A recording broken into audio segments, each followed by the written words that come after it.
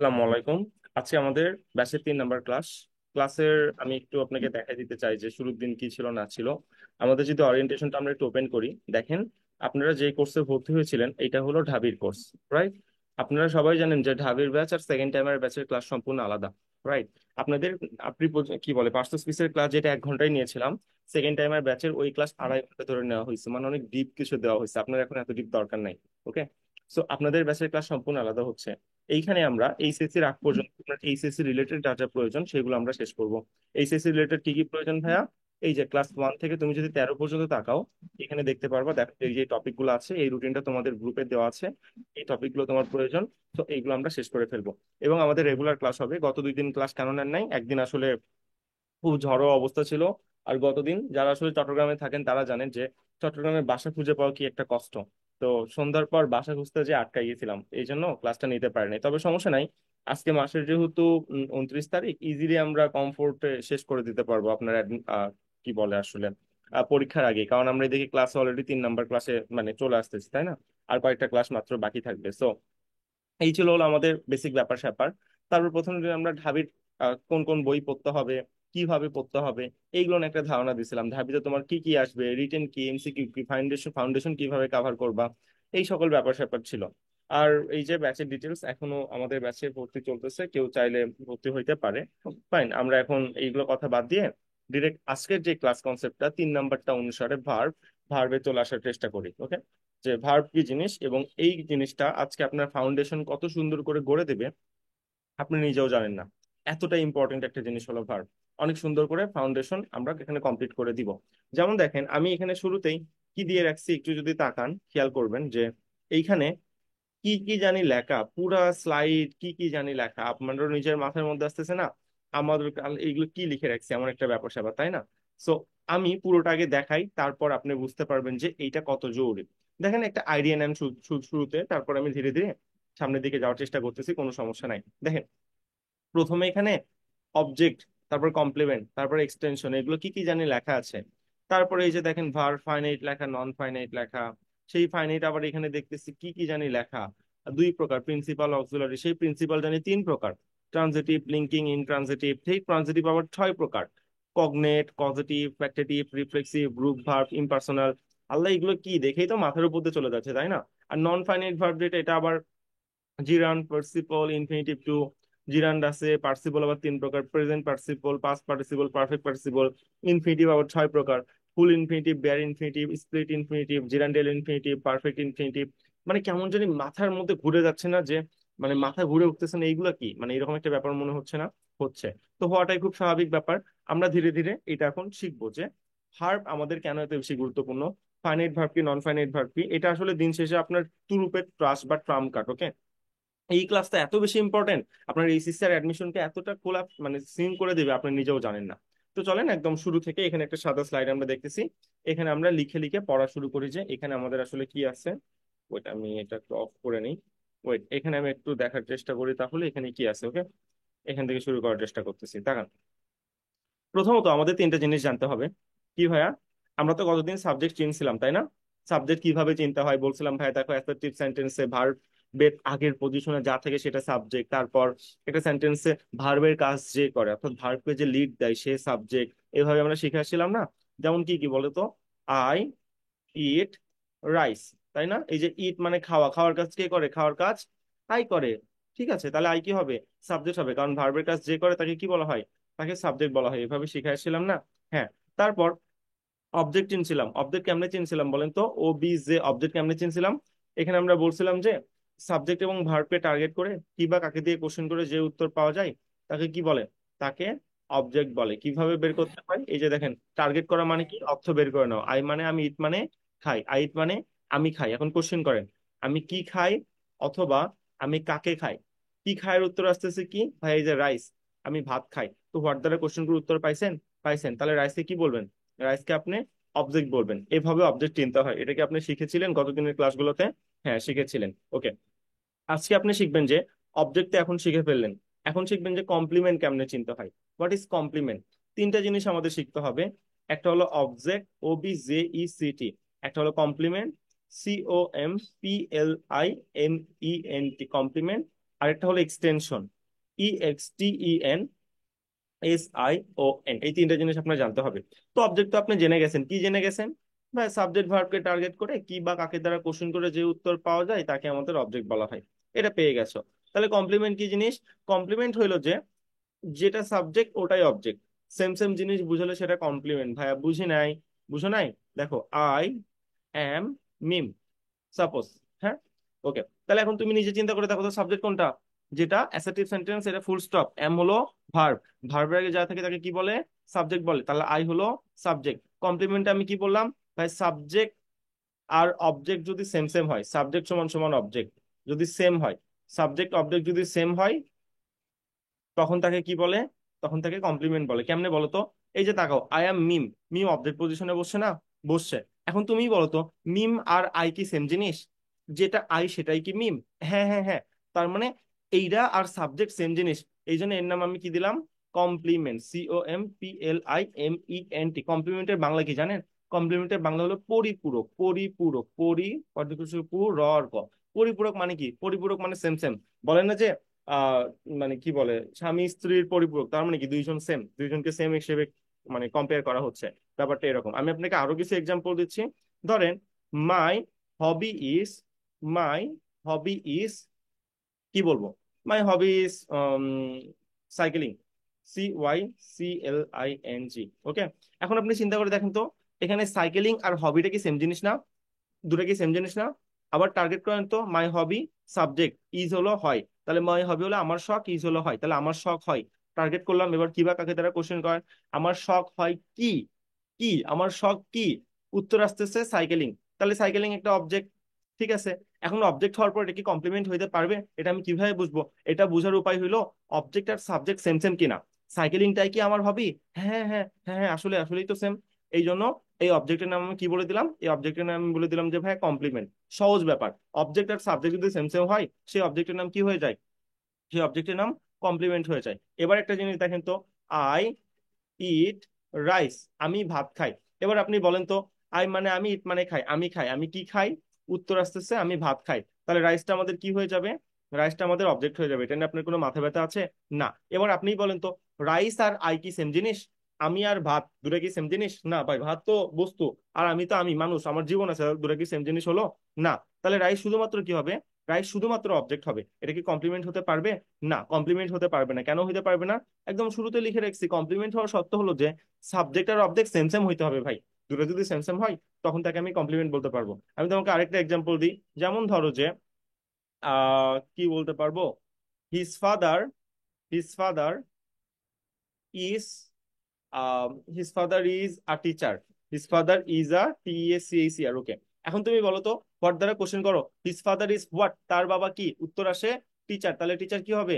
Teacher হবে একটা object. এখন তুমি আমাকে বলো তো, অবজেক্ট আর হিজ ফাদার এটা কি দুটো সেম জিনিস? যে টিচার সেটাই কি তার বাবা? হ্যাঁ হ্যাঁ, সেম সেম বুঝাচ্ছে। অবজেক্ট আর সাবজেক্ট সেম সেম বুঝাচ্ছে। তো অবজেক্ট আর সাবজেক্ট যখন সেম সেম বুঝাই, তখন তার নাম কি হয়ে যায় বলো তো? তখন তার নাম হয়ে যায়, এই যে দেখো লিখে রাখছি, কমপ্লিমেন্ট। তাহলে এখানে লিখে নাও কমপ্লিমেন্ট, COMPLIMENT। তাহলে আশা করি তুমি কমপ্লিমেন্ট টপিকটা বুঝতে পারছো, যে কমপ্লিমেন্টের মধ্যে ঝামেলাটা কোথায়। ভাই সহজ কথা, তুমি আগে অবজেক্ট বানাই নিবা। অবজেক্ট বানাই নেওয়ার পর যদি অবজেক্ট আর সাবজেক্ট সেম সেম হয়, তখন তার নাম কমপ্লিমেন্ট হয়ে যায়। এই যে সাইকেলিং আর হবি সেম সেম, এই যে এখানে মিম আর আই সেম সেম, এই যে হিজ ফাদার আর এখানে টিচার সেম সেম জিনিস, সেম সেম জিনিস বুঝানো মানে সেটা কমপ্লিমেন্ট হয়ে যায়। বোঝা যায়? অবজেক্ট আর কমপ্লিমেন্ট চিনতে পারছো? হ্যাঁ, অবজেক্ট আর কমপ্লিমেন্ট চিনতে পারছো। এবার তোমার তাহলে কি চিনতে হবে? এক্সটেনশন। এক্সটেনশন কি জিনিস? এক্সটেনশন কেমনে চিনবা? এক্সটেনশনের সংজ্ঞা হইলো যে একটা সেন্টেন্সে অবজেক্ট আর কমপ্লিমেন্ট বাদ দিয়ে যা থাকে তাই এক্সটেনশন। এক্সটেনশনের বাংলা কি জানো? অতিরিক্ত অংশ। লিখে নাও, আমার সাথে লিখে নাও, এগুলো লাগবে। অতিরিক্ত অংশ। এক্সটেনশনের বাংলা কি ভাইয়া? অতিরিক্ত অংশ। তার মানে একটা সেন্টেন্সে অবজেক্ট কিংবা কমপ্লিমেন্ট খুঁজে পাওয়ার পর যা পড়ে থাকে, যা বাকি থাকে, যে আবর্জনা পড়ে থাকে, এটা এক্সটেনশন। এ ভাই, এক্সটেনশন কিভাবে বের করে আমি তো বুঝতেছি না। আমাকে একটু ভালো করে বুঝে দেন। আচ্ছা ঠিক আছে, চলো আমি তোমাকে একটা এক্সাম্পল দিয়ে ভালো করে বুঝাই দিচ্ছি। যেমন ধরো, আমি এখানে কি এক্সাম্পল দিতে পারি, পরের স্লাইডে চলে যে এক্সাম্পল দিই। আমি যদি এখানে নিয়ে আসি, I told him, I told him to do the work, to do the work. আমি তাকে কাজটা করতে বলছিলাম, এটা একটা সেন্টেন্স, ঠিক আছে। চলো আমরা কি অবজেক্ট বা কমপ্লিমেন্ট খুঁজি তো, খুঁজে যাই দেখি, চলো তো পারি কিনা আমরা। তাকাও, প্রথমে তুমি যদি এখানে একটু দেখার চেষ্টা করো, আই মানে কি? আমি। টোল মানে বলেছিলাম, তাহলে আই টোল মানে কি হইলো? আই টোল মানে হইলো আমি বলেছিলাম। এবার কোশ্চেন করো, আমি বলেছিলাম তাই না? আমি কি বলেছিলাম অথবা আমি কাকে বলেছিলাম? প্রথমে সবার কাছ, সবার পাশে গিয়ে আই টোল্ড, আমি বলেছিলাম, আমি কাকে বলেছিলাম, কাকে বলেছিলাম, কাকে বলছিলাম? উত্তরে এসে যে হিম, হিম হিম হিম তাকে বলছিলাম। তাহলে কি বা কাকে দ্বারা কোশ্চেন করে উত্তর পাইছি? পাইছি, তাহলে হিমকে কি বলবা? অবজেক্ট বলবা। অবজেক্ট পেয়ে গেছো এই সেন্টেন্সে। হ্যাঁ, আমি তোমাকে কি বললাম, একটা সেন্টেন্সে অবজেক্ট বা কমপ্লিমেন্ট পাওয়ার পর যা পড়ে থাকবে, যা অতিরিক্ত থাকবে, যা অবশিষ্ট থাকবে, যা গার্বেজ থাকবে, সবকিছু এক্সটেনশন। তাহলে বলো, আই মানে আমি, টোল মানে বলেছিলাম, হিম কাকে বলছিলাম, উত্তর আসতেছে তাকে বলছিলাম। তো এই জন্য হিম আমাদের কি হয়ে গেল? অবজেক্ট হয়ে গেল। একটা সেন্টেন্সে আমি অবজেক্ট পেয়ে গেছি, এখন কোন অংশ বাকি পড়ে আছে? এই যে দেখো, টু ডু দা ওয়ার্ক। আমি বলেছিলাম তাকে কি? To do the work. এই যে এই অংশটা বাকি থাকতেছে, এই জন্য এই অংশকে আমি কি বলবো? ইএক্সটি, এক্সটেনশন বলবো। আরো কিছু এক্সাম্পল লাগবে, চলো আমরা আরো এক্সাম্পল নিই। যেমন কি বলা যায়, ধরো he is playing, he is playing, PLAYING, he is playing in the field. In the field, দেখি এবার কে পারি এই কোশ্চেনটা আমি করবো, বলেন। এই যে ইন দা ফিল্ড, এইটা কি বলেন? অবজেক্ট, কমপ্লিমেন্ট, নাকি এক্সটেনশন? বলেন তো একটু চিন্তা করে। আমি একটু হিন্ট দিয়ে দিই, ওকে। অবজেক্ট পাওয়ার শর্ত কি? কি বা কাকে দ্বারা কোশ্চেন করে উত্তর পাইতে হবে। কমপ্লিমেন্টের শর্ত কি? অবজেক্ট আর সাবজেক্ট সেম সেম হইতে হবে। এক্সটেনশনের শর্ত কি? একটা সেন্টেন্সে অবজেক্ট কমপ্লিমেন্ট বাদ দিয়া যা পড়ে থাকে সেটা এক্সটেনশন। তাহলে এখন বলেন তো, হি is playing in the field, এই ইন দ্য ফিল্ড এই অংশটা কি? অবজেক্ট, কমপ্লিমেন্ট, নাকি এক্সটেনশন? এইটা আপনার পারতে হবে, কারণ আপনি যে ভয়েস চেঞ্জ করবেন না, ভয়েস চেঞ্জে কি করতে হয়? অবজেক্টটাকে সাবজেক্ট ধরতে হয়। এখন যদি আপনি এটাই না চেনেন, অবজেক্ট, কমপ্লিমেন্ট নাকি এক্সটেনশন, আপনি ভয়েস চেঞ্জ করতে পারবেন? পারবেন না। বলেন এটা কি? অবজেক্ট, কমপ্লিমেন্ট, নাকি এক্সটেনশন? যে কেউ চিন্তা করে বলেন তো, এটা কি হবে? ইন দা ফিল্ড অবজেক্ট হবে, কমপ্লিমেন্ট হবে, নাকি এক্সটেনশন হবে? এক্সটেনশন। Extension, yes. কেন এক্সটেনশন, আমরা একটু ব্যাখ্যাতে চলে যাই, চলেন। হি মানে কি? সে। ইজ প্লেইং মানে কি? খেলতেছে। তাহলে সাবজেক্ট ভার্ব টার্গেট করেন, সে খেলতেছে। এবার কোশ্চেন করেন, সে কি খেলতেছে, কাকে খেলতেছে? কোনো উত্তর আছে? ফুটবল বা কোনো কিছুর নাম টাম আছে? নাই। তাহলে সে কি খেলতেছে, কাকে খেলতেছে, কোনো উত্তর পাচ্ছে না ভাই, সরি। তাহলে ভাই এটা অবজেক্ট না। এখন এটা কি কমপ্লিমেন্ট? কমপ্লিমেন্ট হবে? তুমি বলো।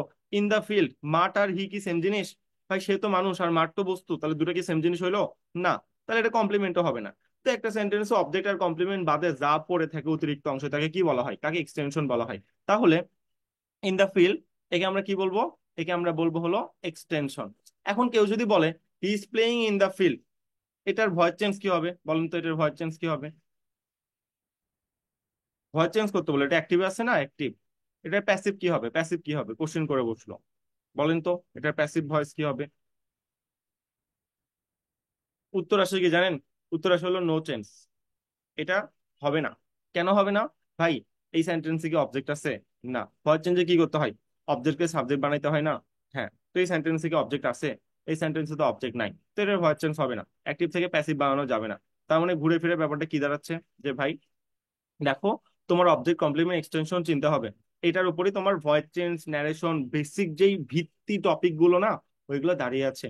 তাই এটা তোমার চিন্তা হবে। তাহলে আমরা এখন কি শিখলাম? Object, complement, extension. শর্টকাটে কি হবে? অবজেক্ট ভাই কি বা কাকে দ্বারা কোশ্চেন, কমপ্লিমেন্ট হলো অবজেক্ট এর সাবজেক্ট সেম সেম জিনিস, আর এক্সটেনশন হলো অবজেক্ট, কমপ্লিমেন্ট বাদে একটা সেন্টেন্সে যা পড়ে থাকে ভাই তাকে এক্সটেনশন বলা হয়। খুব সহজ কথা বললাম, খুব একটা পেঁচাইলাম না আমি। শেষ। তাহলে আমাদের এক নাম্বার পার্ট নাম্বার ওয়ান, ভার্বের পার্ট নাম্বার ওয়ান শেষ। অবজেক্ট, কমপ্লিমেন্ট, এক্সটেনশনের মধ্যে যে মারামারি, এটা আমরা শেষ করে ফেলছি। এবার চলেন আমরা দুই নাম্বার কনসেপ্টে আসবো। দুই নাম্বার কনসেপ্টটা কি? দুই নাম্বার কনসেপ্টটা হলো ভাই, ফাইনাইট ভার্ব কি আর নন ফাইনাইট ভার্ব কি। এর আগে যেহেতু ক্লাস 2 থেকে পড়তেছেন, কারো কি আইডিয়া আছে ফাইনাইট ভার্ব কি আর নন ফাইনাইট ভার্ব কি? এটা কি কেউ জানেন? বলেন তো, finite versus non finite. Finite হচ্ছে চেঞ্জ করা যায়, আর নন ফাইনাইট হচ্ছে চেঞ্জ করা যায় না। আচ্ছা, সুন্দর একটা ব্যাপার বলছেন, এটা হলো বৈশিষ্ট্য। কথা এটা না, কথা হলো যে আপনি হয়তো জেনে থাকবেন যে অ্যাডমিশন পিরিয়ডে 1 সেকেন্ডে আপনার ওটা চিন্তা হবে ফাইনাইট নাকি নন ফাইনাইট। যদি 1 সেকেন্ডে না চিনতে পারেন, আপনি বুঝতে পারবেন এটা কোন sentence. Simple sentence, compound sentence থেকে কমপ্লেক্স সেন্টেন্স। আর এটা যদি বুঝতে না পারেন আপনার জীবনে চেঞ্জও করতে পারবেন না, চেঞ্জ করতে না পারলে অ্যাডমিশনে গোল্লা। রাইট? ঠিক আছে, আপনি এইভাবেই চিনেন যে চেঞ্জ করা যায় যায় না, আমার কোনো সমস্যা নাই। বাট আমি একটা জাস্ট সেন্টেন্স লিখবো, ওকে? আপনি বলবেন যে এটা ফাইনাইট নাকি নন ফাইনাইট। যদি চিনতে পারেন তাহলে বুঝবো কি আপনার বেসিক একদম ক্রিস্টাল ক্লিয়ার। আর যদি চিনতে না পারেন কোনটা ফাইনাইট কোনটা নন ফাইনাইট, তাহলে বুঝবো জিরো।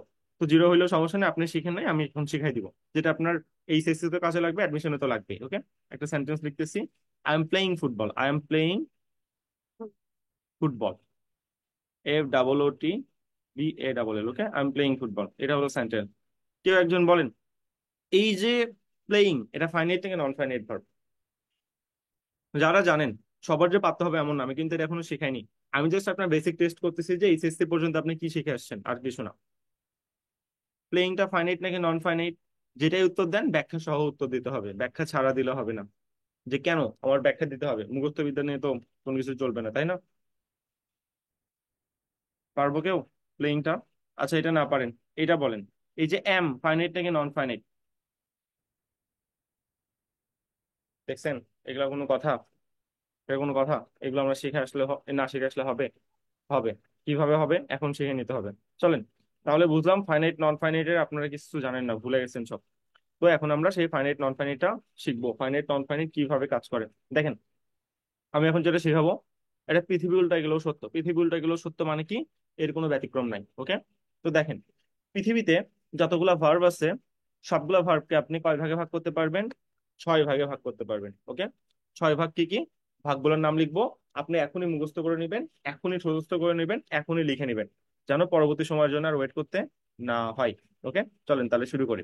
1 নাম্বার, সেন্টেন্সকে 6 ভাগে, একটা ভার্বকে 6 ভাগে ভাগ করা যায়। 6 ভাগের নাম কি কি? একটা হলো ভার্ব জিরো, তারপর ভার্ব ওয়ান, তারপর ভার্ব টু, তারপর verb three, verb four, verb five. কয়টা ভাগ হলো? 1 2 3 4 5 6।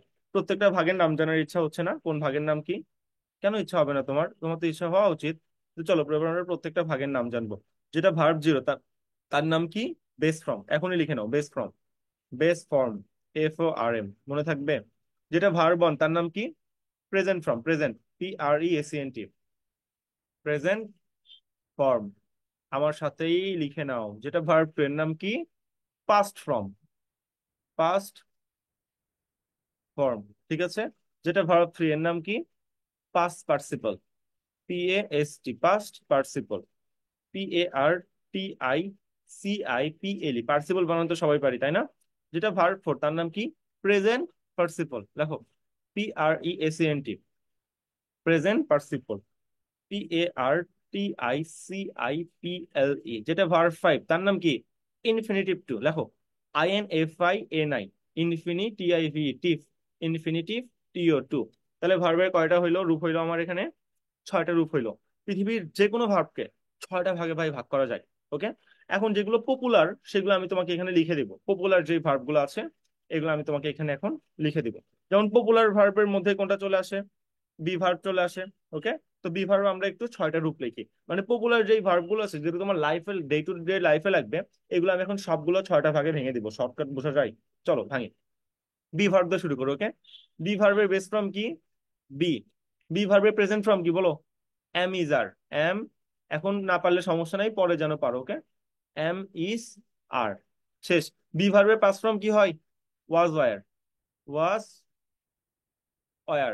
বি ভার্বের পাস্ট পার্টিসিপল কি হয়? পাস্ট পার্টিসিপল পারো না? BEEN, বিন, BEEN, বিন।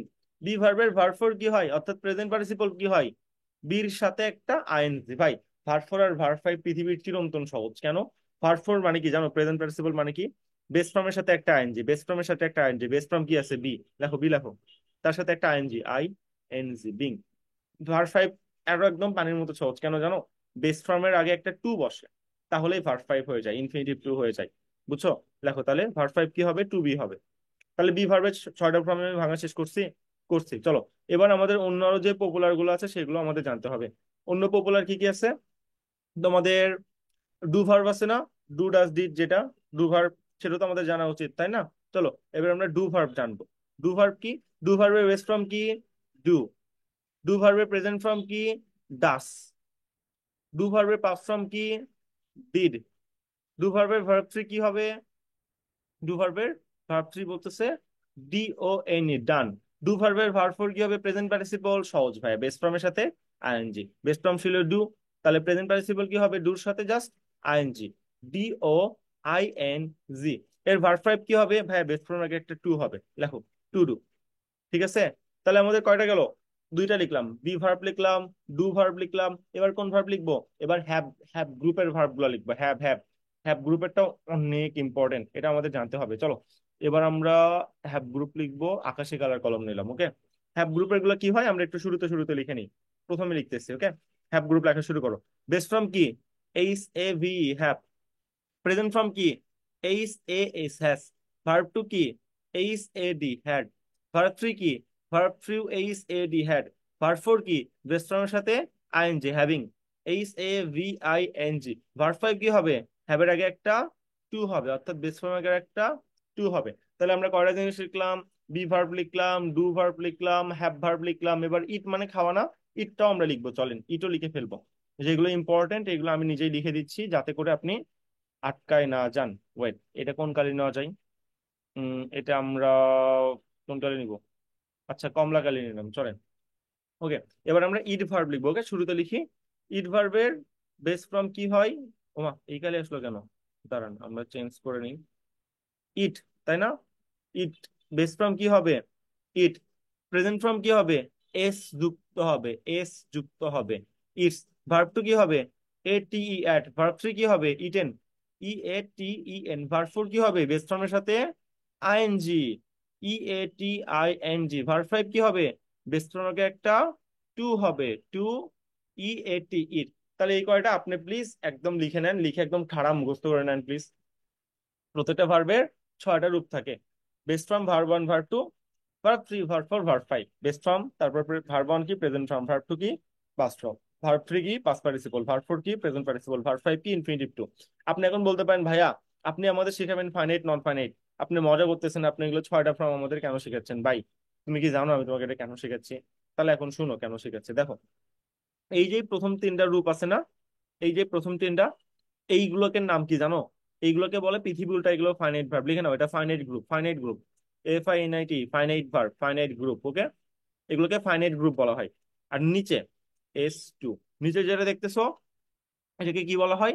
এটাকে বলা হলো নন ফাইনাইট ভার্ব, অর্থাৎ নন ফাইনাইট গ্রুপ। লেখো non finite, F I N I T E, non finite verb, B E R B.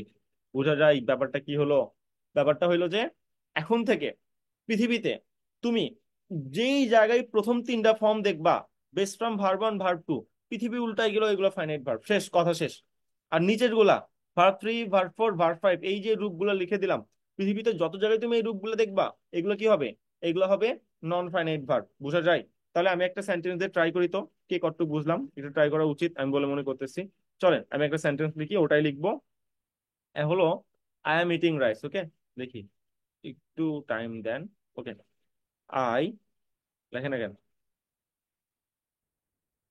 আচ্ছা ওয়েট, লিখবে টু। ওয়েট,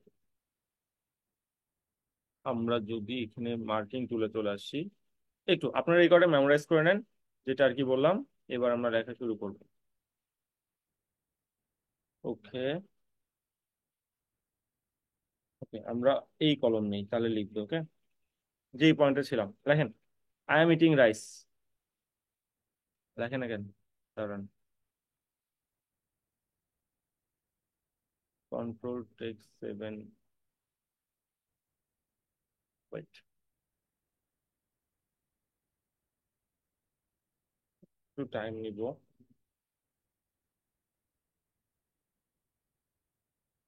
আচ্ছা, এটা এ হোক, আমরা এটা তখন রিভিশন দিয়ে নিই।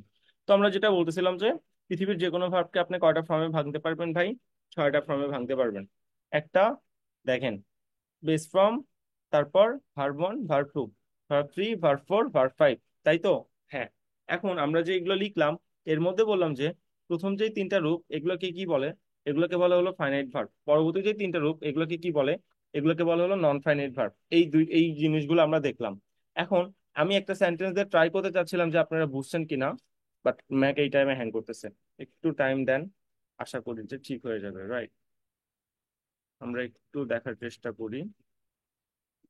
ওয়েট, ওইগুলো তো লিখে নিছেন তাই না? এটা আমি রিস্টার্ট ডট ট্রাই করতেছি, আশা করি তাহলে ঠিক হয়ে যাবে।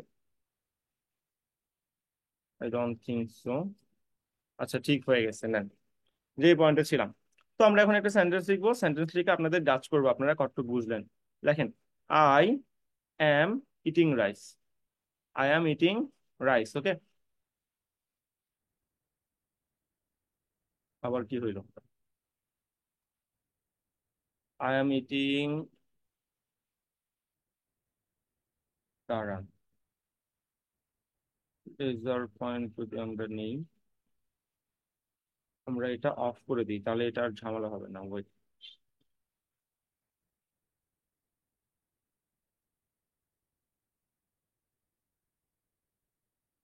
একটু টাইম দেন, এটা অফ করে দিলে ঝামেলা শেষ।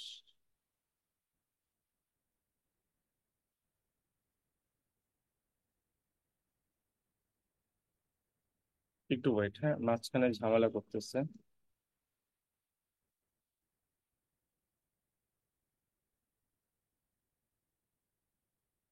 ওয়েট, পিক পেন যেটা আছে এটা অফ করে দিলাম, হোয়াইট দিয়ে দিলাম। ওকে, ঝামেলা ক্লোজ, আর ঝামেলা হবে না। এবার দেখ, আমরা এই টুল দিয়েও লিখতে পারবো, আমাদের কোনো অসুবিধা নাই। তো আমরা এই টুল দিয়ে লেখার চেষ্টা করবো এখন। ইরেজ করে দিলাম, পেন টুল নিলাম, ওকে। এবার দেখেন আর ঝামেলা হবে না। আমরা যেখানে ছিলাম একটা এক্সাম্পল লিখলাম তাই না?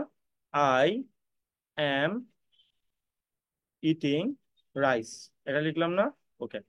এখন যদি আপনাকে জিজ্ঞাসা করি, বলেন তো, এই যে অ্যাম আরেকটা হলো ইটিং, অ্যামটা ভার্বের কয় নম্বর রূপ বলেন? ভার্বের ছয়টা রূপ শিখাইলাম না? কি কি? Base from, verb one, verb two, তারপর verb three, verb four, verb five. নিচের তিনটা কি? N F V, non finite verb. উপরের তিনটা কি ভাইয়া? F V, finite verb. এখন তাহলে বলেন, এই যে এম, এটা ভার্বের কয় নাম্বার রূপ ছিল বলেন তো? একটু আগে লিখে নিছেন। এটা ফাইনাইট থেকে দুই নন, নাম্বার। এক সেকেন্ডে শিখতে হবে। এটা হলো 2 নাম্বার। 2 নাম্বার বলতে আপনি বলবেন যে ভার্ব ওয়ান, 1 2 3 না বলে বলবেন যে ভার্ব জিরো, ভার্ব ওয়ান নাকি verb two, verb three, verb four, verb five. তো আমরা দেখলাম ভার্ব ওয়ানের মধ্যে কি ছিল? Am, is, are. তাহলে এটা কার মধ্যে পড়তেছে? এম কার মধ্যে পড়তেছে? ভার্ব ওয়ান, অর্থাৎ ফাইনাইট ভার্বের মধ্যে পড়তেছে। তাহলে এম যদি আপনি 1 সেকেন্ডে বলেন এটা ফাইনাইট থেকে নন ফাইনাইট ভার্ব, ভাই এটা একটা ফাইনাইট ভার্ব। এবার আসেন, আই এম ইটিং রাইস, বলেন ইটিং ভার্বের কয় নাম্বার রূপ? V0 থেকে V5 পর্যন্ত কয় নাম্বার রূপ? ইটিং কয় নাম্বার ছিল? V4। V4 ছিল, অর্থাৎ বেস ফর্ম এর সাথে আইএনজি যেটা, এটাই প্রেজেন্ট পার্টিসিপল। V4 মানে তো প্রেজেন্ট পার্টিসিপল, তাই না? ইটিং ছিল, ওকে। তাহলে এটা ভার্ব, এটা আমাদের ফাইনাইট হবে নাকি নন ফাইনাইট হবে? N F V, non finite হবে। কেন নন ফাইনাইট? ভাই নিচের গ্রুপের মধ্যে পড়ছে, এই জন্য নন ফাইনাইট। সহজ কথা একেবারে। এখন আপনার কোশ্চেন এটা আসতে পারে যে এত ঝামেলা করে আমাদের ফাইনাইট নন ফাইনাইট শেখানোর কি দরকার ছিল? এটা ভাই আমার কি কাজে লাগবে? এটা অন্তত বলেন। আজাইরা দরকার ছিল? ব্রো লাগবে। তুমি যদি একটু চিন্তা করো, বলো তো একটা সিম্পল সেন্টেন্সের গঠন কি? কেউ কি পারবো একটা সিম্পল সেন্টেন্সের গঠন? সিম্পল সেন্টেন্সের স্ট্রাকচার কি বলেন তো? কেউ পারবো?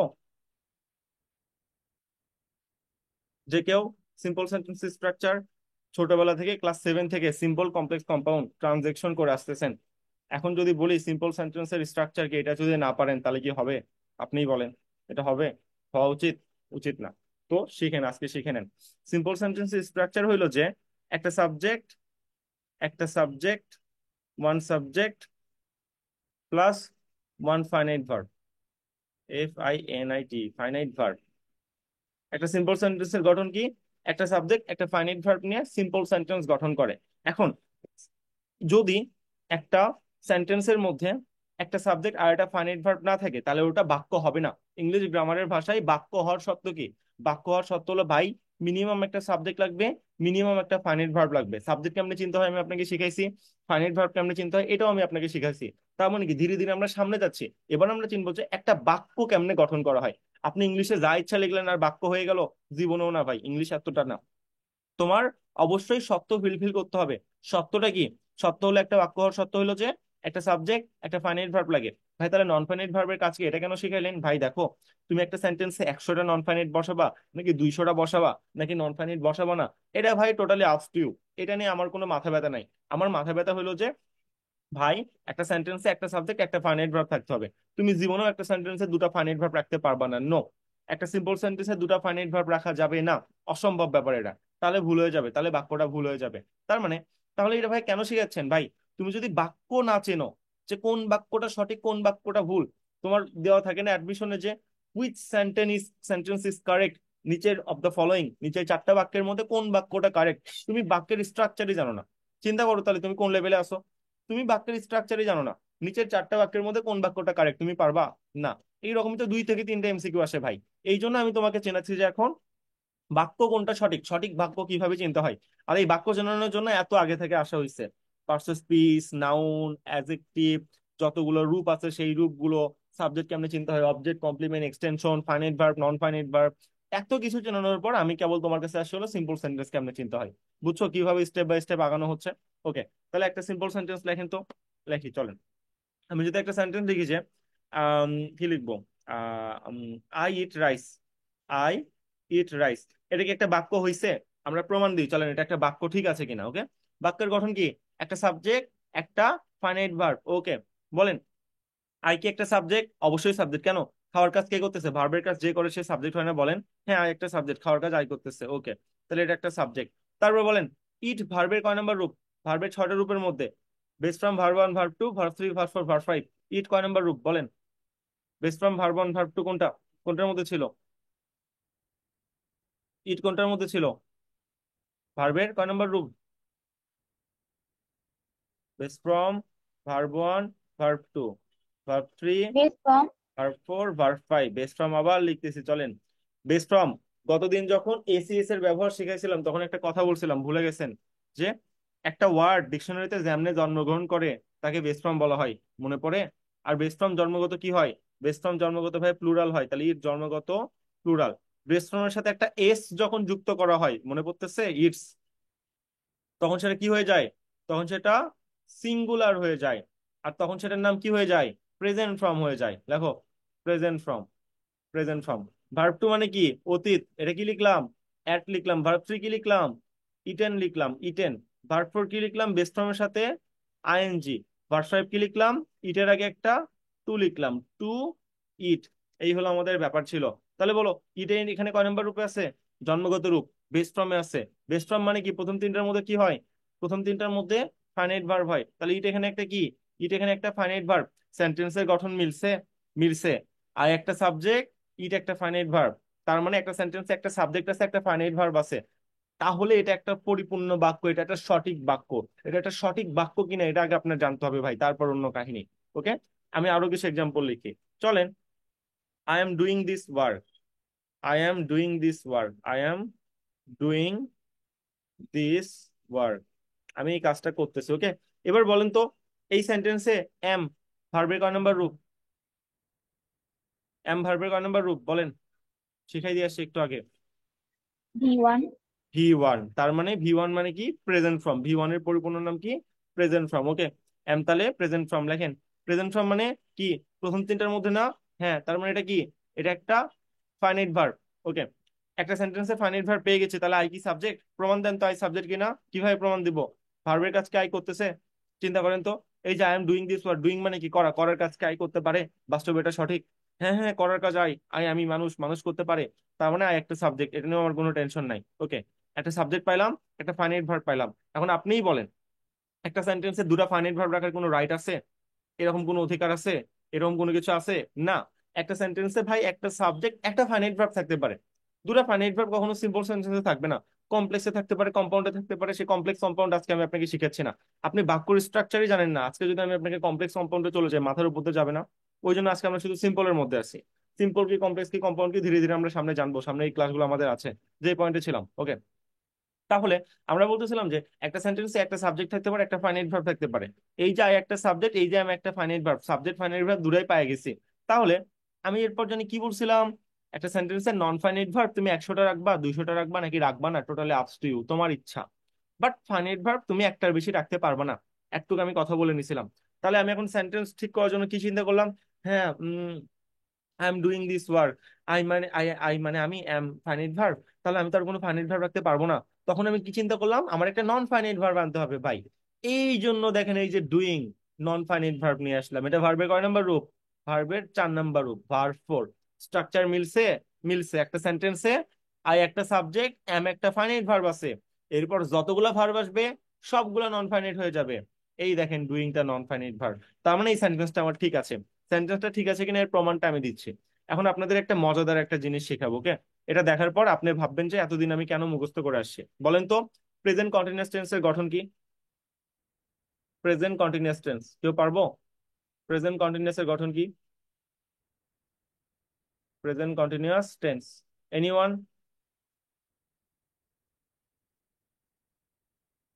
যে কেউ কেউ পারবো না, এটা কোনো কথা? বেস্ট ফর্ম হলো ইট। আমি এটা লিখি, ততক্ষণ আপনি মনে করেন, দেখে নেন, দেখে হলেও বলেন, নাহলে মান সম্মান কিন্তু থাকবে না। অ্যাট, ইটেন, ইটিং, ভার্ব ফাইভের নাম কি? টু ইট। এখন বলেন প্রেজেন্ট কন্টিনিউয়াস টেন্সের গঠন কি? কে পারবো? কেউ পারবো না? একটা অবস্থা। এটা হলো ফাইনাইট গ্রুপ, নিচেরটা হইলো নন ফাইনাইট গ্রুপ। ওকে, ফাইন। এখন দেখেন আপনাদের কষ্ট আজকে 1 সেকেন্ডে ভেঙে দিচ্ছে। ধরেন আমরা ভাষাবিজ্ঞানী, ওকে? আমরা এখন নতুন টেন্সের জন্ম দিব। প্রেজেন্ট কন্টিনিউয়াস টেন্স বলতে কোনো টেন্স পৃথিবীতে এক্সিস্ট করে না, ওকে? আমরা জানিও না এর স্ট্রাকচারটা কি। আমরা নতুন একটা টেন্সের জন্ম দিব। টেন্সের জন্ম কিভাবে হয়েছে, জন্মস্থান নিয়ে আমরা এখন কথা বলবো, ওকে? দেখেন, বলেন কন্টিনিউয়াস, প্রেজেন্ট কন্টিনিউয়াস টেন্সের স্ট্রাকচার না পারেন সমস্যা নাই, কন্টিনিউয়াস এর বাংলা মিনিং কি বলেন, এটা অন্তত বলেন। কন্টিনিউয়াস এর বাংলা মিনিং কি? কন্টিনিউয়াস, চলমান। ওকে, চলমান। প্রেজেন্টের বাংলা মিনিং কি? বর্তমান। টেন্সের বাংলা মিনিং কি? কাল বা সময়, কাল। তাহলে বর্তমান চলমান কাল আমাকে বানাইতে কি বলছে? Present continuous tense. তার মানে কি বর্তমানে চলতেছে এমন একটা জিনিস বানাইতে বলছে। ঠিক আছে, ওকে। এখন আপনি যেহেতু বানাবেন, কন্টিনিউয়াস টেন্স বানাবেন, আপনার এখন চিন্তা হয়ে গেছে কি? প্রথম চিন্তা কি? আমি যেহেতু একটা সেন্টেন্স বানাবো, একটা বাক্য বানাবো, তার মানে ওই সেন্টেন্সের মধ্যে আমার মাস্ট বি কি লাগবে? একটা সাবজেক্ট লাগবে, আরেকটা কি লাগবে? আরেকটা ফাইনাইট ভার্ব লাগবে। এরপর আমি নন ফাইনাইট ভার্ব অর্থাৎ এনএফভি, নন ফাইনাইট ভার্ব 100টা আনবো নাকি 200টা আনবো আমার ইচ্ছা। কিন্তু শুরু যে স্ট্রাকচার, এই যে একটা সাবজেক্ট, একটা ফাইনাইট ভার্ব, এইটা আমার থাকতেই হবে। এটা যদি আমি না রাখতে পারি তাহলে আমার ওটা আর যাই হোক বাক্যই হবে না। এখন বাক্যই যদি না হয় তাহলে কিসের কন্টিনিউয়াস, কিসের কি, কোনো কিছুই আমার হবে না। তাহলে আমার প্রথম টার্গেট কি বলেন তো? একটা সাবজেক্ট আর একটা ফাইনাইট ভার্ব, এই দুইটা আনা, ওকে? এই দুটো যদি আমি না আনতে পারি তাহলে আমার সেন্টেন্সে হতে পারবে না, ওকে? তো আমার বানাইতে হবে কি? কন্টিনিউয়াস। চলেন আমি ভার্ব গুলো দিকে একটু লক্ষ্য করি, পরখ করি, তাকান। বলেন তো ফাইনাইট ভার্বের মধ্যে কোনো কন্টিনিউয়াস রূপ আছে? দেখেন তো। ইট মানে কি? খাওয়া। ইটস মানে খাওয়া। আর অ্যাট মানে খেয়েছি। ওমা, ফাইনাইটের মধ্যে তাহলে খাওয়া খাওয়া খেয়েছি, চলমান কোনো রূপই নাই। দেখছেন আমরা ঝামেলায় পড়ে গেলাম না? ফাইনাইটের মধ্যে চলমান কোনো রূপই নাই, তাহলে আমি কন্টিনিউয়াস টেন্স কেমনে বানাবো? আমার তো একটা সেন্টেন্সে একটা সাবজেক্ট একটা ফাইনাইট ভার্ব লাগবে। আর ফাইনাইটের মধ্যে কোনো চলমান রূপ নাই। দেখেন ইট, ইটস, অ্যাট, একটা অতীতের রূপ আছে আর দুটা প্রেজেন্ট বর্তমান নর্মাল বর্তমানের রূপ আছে, চলমান তো কোনো রূপ নাই। তারপর ভাবলাম আচ্ছা নিচেরটা একটু ঘাটি। নিচেরটা ঘেটে দেখি যে এই যে ইটেন, ইটেন কার রূপ? ইটেন অতীত, অতীত, অতীত। এই যে ইটিং, এই যে যেই তু রূপের তাসটা আমরা খুঁজতেছি, ইটিং, ইটিংটা কোন রূপ বলেন তো? ইটিংটা চলমান রূপ। চলতেছে না, ইটিং চলতেছে না, আইএনজি মানে কি? চলতেছে, চলমান, চলমান। এই জিনিসটাকে আমি খুঁজতেছি। আর টুইট মানে কি? টুইট মানে ধাক্কা দেওয়া। আমি কাজটা করতে চাই, কোন একটা কাজে প্রেসার ক্রিয়েট করার জন্য ইনফিনিটিভ টু অর্থাৎ মূল ভার্বের ভার্ব ফাইভ ইউজ করা হয়। এটা ধাক্কা দেওয়ার ক্ষেত্রে, জোর ক্রিয়েট করার ক্ষেত্রে ব্যবহার করা হয়, ওকে? ফাইন, এতটুকু বুঝলাম। তাহলে আমার এখন চ্যালেঞ্জ কি আমার সামনে বলেন তো? আমার চলমান রূপ আছে হলো নন ফাইনাইট ভার্বের মধ্যে, এই যে ভার্ব ফোরে আমার চলমান রূপটা আছে, ঠিক আছে? আমার বানাইতে হবে হলো একটা বাক্য। এখন বাক্যের জন্য একটা সাবজেক্ট লাগে, একটা ফাইনাইট ভার্ব লাগে। কিন্তু ভাই ইটিং তো নন ফাইনাইট ভার্ব, ভার্ব ফোর। এটা দিয়ে তো আমার বাক্য গঠন করা হবে না। আমি মহা দুশ্চিন্তায় পড়ে গেলাম, মহা দুশ্চিন্তায় পড়ে গেলাম। আমি এখন কি করবো, আমি এখন কি করব? মানে খুবই চিন্তার মধ্যে পড়ে গেলাম। হ্যাঁ, আমি এখন কি করব? এটা একটা ঝামেলার মধ্যে, ঝামেলা না আপনি বলেন। আমি তখন চিন্তা করলাম, ওকে, টেন্সের নাম কি? Present continuous tense. আমার নর্মাল একটা সাবজেক্ট লাগবে, তো একটা সাবজেক্ট আপনি নেন, সাবজেক্ট কি নিলাম? আই নিলাম। ইচ্ছা আপনি হিসি নিবেন, দিয়ে নিবেন, দেন না, আমার কোনো সমস্যা নাই। এরপর আমার চ্যালেঞ্জ কি? চ্যালেঞ্জ হইলো যে আমার একটা ফাইনাইট ভার্ব নিয়ে আসতে হবে। ইটিং হলো নন ফাইনাইট ভার্ব, এটাতে আমি সেন্টেন্স গঠন করতে পারবো না, একটা ফাইনাইট ভার্ব নিয়ে আসতে হবে। চিন্তা করতে করতে করতে করতে আমার মনে পড়লো, আল্লাহ এই সেন্টেন্সের নাম তো প্রেজেন্ট কন্টিনিউয়াস টেন্স, তাহলে প্রেজেন্টের জন্য যদি আমি একটা অক্সিলারি ভার্ব নিয়ে আসি, আর এরপর কি হয়, এম ইজ আর, আর এর সাথে কি হয়, এম হয়। তাহলে এই যে এম, এম ভার্বের ক নাম্বার রূপ, এই যে এম ভার্বের ভার্ব ওয়ান ভাই, প্রেজেন্ট ফর্ম, PREACNT, প্রেজেন্ট। তাহলে এই যে টেন্সের নাম কি, প্রেজেন্ট কন্টিনিউয়াস টেন্স। তাহলে আমি একটা প্রেজেন্ট রূপ নিয়ে আসলাম, এই যে আর এরপর একটা এম নিয়ে আসলাম। ওমা, এম আবার ফাইনাইট হয়ে যায়, মূল ভার্বের ভার্ব ওয়ান, এটা একটা ফাইনাইট ভার্ব। জোস, ফাইনাইট চলে আসলো। তাহলে আপনার বাক্য গঠন হয়ে গেছে। হ্যাঁ, এই যে একটা সাবজেক্ট, এই যে একটা ফাইনাইট ভার্ব, আপনার কিন্তু সেন্টেন্স গঠন হয়ে গেছে, সেন্টেন্স স্ট্রাকচার চলে আসছে। এবার নন ফাইনাইট ভার্ব আপনার যা ইচ্ছা আপনি তাই বসাইতে পারবেন। আপনি কি বানাবেন, কন্টিনিউয়াস টেন্স। কন্টিনিউয়াস এর জন্য নন ফাইনাইট কোনটা নিয়ে আসবেন, ইটেন, ইটিং নাকি টু ইট, কোনটা লাগবে কন্টিনিউয়াস এর জন্য ভাইয়া, চলমান রূপ ইটিং লাগবে। তাই এরপর আমরা ইটিং বসাই দিই, ইটিং, আই অ্যাম ইটিং।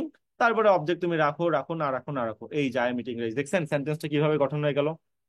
এই জিনিস আপনারা মুখস্থ করে আসেন। সাবজেক্ট প্লাস অ্যামিজার প্লাস ভার্বের সাথে আইএনজি প্লাস অবজেক্ট, ব্রো কই থেকে আসছে, কই থেকে আসছে, সেন্টেন্সের টেন্সের গঠন থেকে আসছে। যে একটা সাবজেক্ট একটা ফাইনাইট ভার্ব নিয়ে একটা সেন্টেন্স গঠন করে ব্রো, এই সেন্টেন্স থেকে এত কাহিনী হয়েছে। তুমি যখন কন্টিনিউয়াস বানাবা আগে সেন্টেন্স গঠন করতে হবে। তাই সেন্টেন্স গঠন করলাম, আয়ের পর এম, ফাইনাইট ভার্ব, মূল ভার্বের ভার্ব অন, সেন্টেন্স গঠন হয়ে গেছে, একটা সাবজেক্ট একটা ফাইনাইট ভার্ব। এরপর নন ফাইনাইট ভার্ব তোমার যেটা প্রয়োজন, যেটা দরকার ওটা নিয়ে আসো না, তিনটা আছে, ইটেন আছে, ইটিং আছে, টু ইট আছে। দেখছো। এবার বলো তো পাস্ট কন্টিনিউয়াস করলে আমি এটা কি করতাম, জাস্ট ভাই, কন্টিনিউয়াস এর জন্য রিডিং তো লাগবেই, পাস্টের ফাইনাইট ভার্ব প্রয়োজন না, তাহলে পাস্ট কন্টিনিউয়াস বানাবা। ওকে, অ্যামিজারের বি ভার্বের ভার্ব টু কি হয়, বি ভার্বের ভার্ব টু হয় হলো ওয়াজ ওয়ার। ওয়াজ ওয়ার কার মধ্যে আছে, ভার্ব টুর মধ্যে। ভার্ব টু মানে কি, ফাইনাইট ভার্ব। তাহলে এখানে আমি কি দিয়ে দিতাম, আই ওয়াজ ইটিং রাইস। এভাবে পাস্ট কন্টিনিউয়াস টেন্স হয়ে যেত। টেন্সের জন্ম কিভাবে হয়েছে আমি জন্ম দেখাচ্ছি ভাই, এতটা মজার জিনিস। আর একটা মজার জিনিস দেখাই এবার, প্রেজেন্ট পারফেক্টের জন্ম কিভাবে হইলো এটা একটু দেখাই, অনেক মজা পাবেন। এখন আপনি প্রেজেন্ট পারফেক্ট স্ট্রাকচার ভুলে গেছেন, আপনার মনে নাই, আমি নিজেও জানি। আমার আপনার মনে রাখার দরকার নাই, আমি যা দেখাচ্ছি এটা দেখেন। কি নাম, প্রেজেন্ট পারফেক্ট, লেখো PRESENT, present perfect tense, PERFECT। বলো এর মধ্যে কি কি আছে, একটা প্রেজেন্ট আছে, একটা পারফেক্ট আছে। সেন্টেন্সের গঠন কি, একটা সাবজেক্ট একটা finite verb, non finite verb 100টা আনলেও কোনো সমস্যা নাই। ঠিক আছে, ওকে চলো। আই, এরপর প্রেজেন্ট পারফেক্ট ভার্ব, আমি তো খুব ঝামেলায় পড়ে গেলাম, আহা কি এক যন্ত্রণা, আমি তো ঝামেলায় পড়ে গেলাম, এখন কি করব। কেন ঝামেলায় পড়ছি, পারফেক্ট গ্রুপ আছে কোথায় এটা তুমি দেখো, তাহলেই বুঝবে আমি ঝামেলায় কেন পড়ছি। দেখো তো পারফেক্ট গ্রুপ কোথায় আছে, বলো। পারফেক্ট গ্রুপ কি ফাইনাইটের মধ্যে আছে, ভার্বের বেস ফর্ম, তারপর প্রেজেন্ট ফর্ম, তারপর পাস্ট ফর্ম।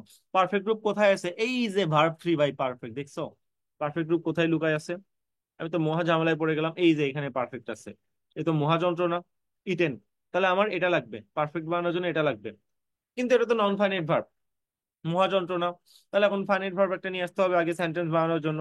তো আমি কি করলাম, তাই আর পর একটা হ্যাভ নিয়ে আসলাম, আই হ্যাভ। তারপর আই একটা সাবজেক্ট, হ্যাভ একটা মূল ভার্বের বেস ফর্ম মানে ফাইনাইট ভার্ব, তাহলে আমার সেন্টেন্স স্ট্রাকচার মিলে গেছে। এবার নন ফাইনাইট তুমি নিয়ে আসো, কোনটা প্রয়োজন, আই হ্যাভ এর পর তোমার পারফেক্ট বানানোর জন্য কোনটা প্রয়োজন, ইটেন, ইটিং নাকি টু ইট, ভাই ইটেন প্রয়োজন, তাই ইটেন আনছি, আই হ্যাভ ইটেন, তারপর রাইস।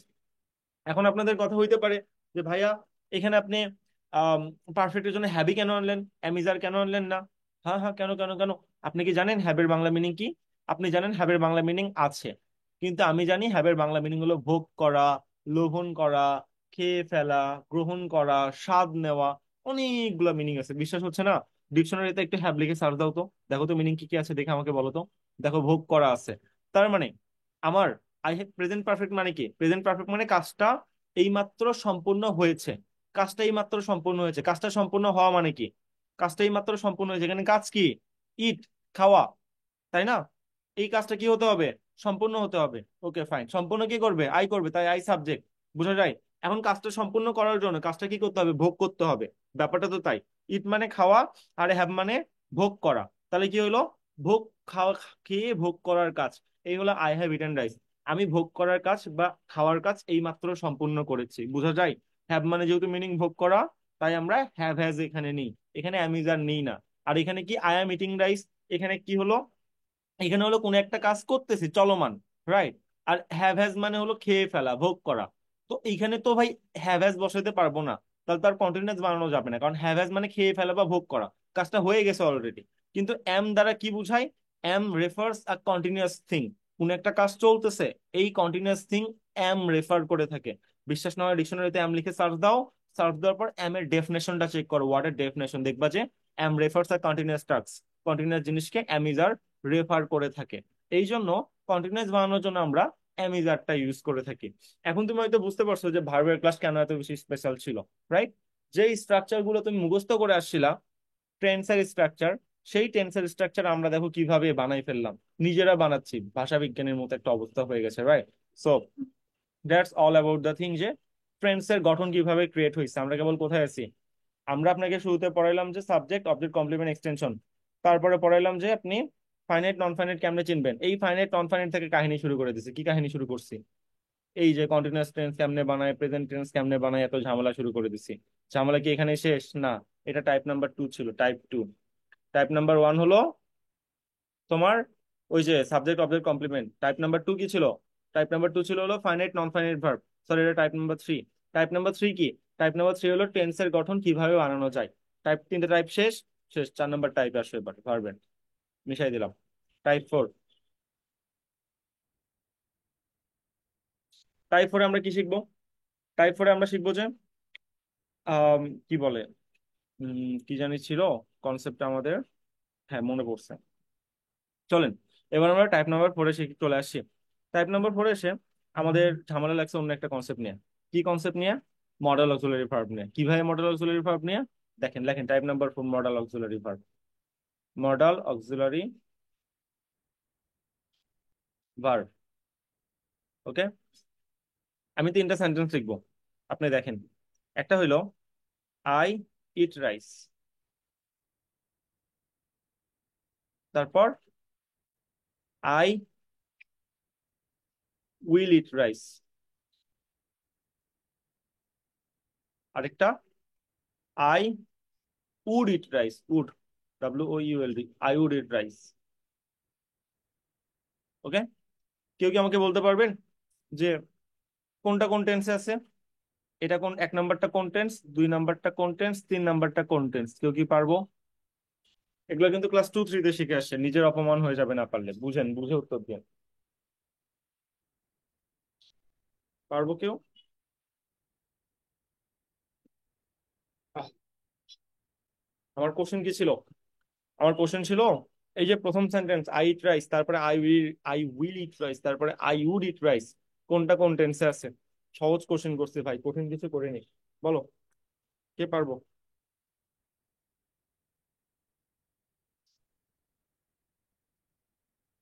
কেউ পারতেছে না। তাহলে দেখছেন আপনাদের বেসিক লেভেলের অবস্থা।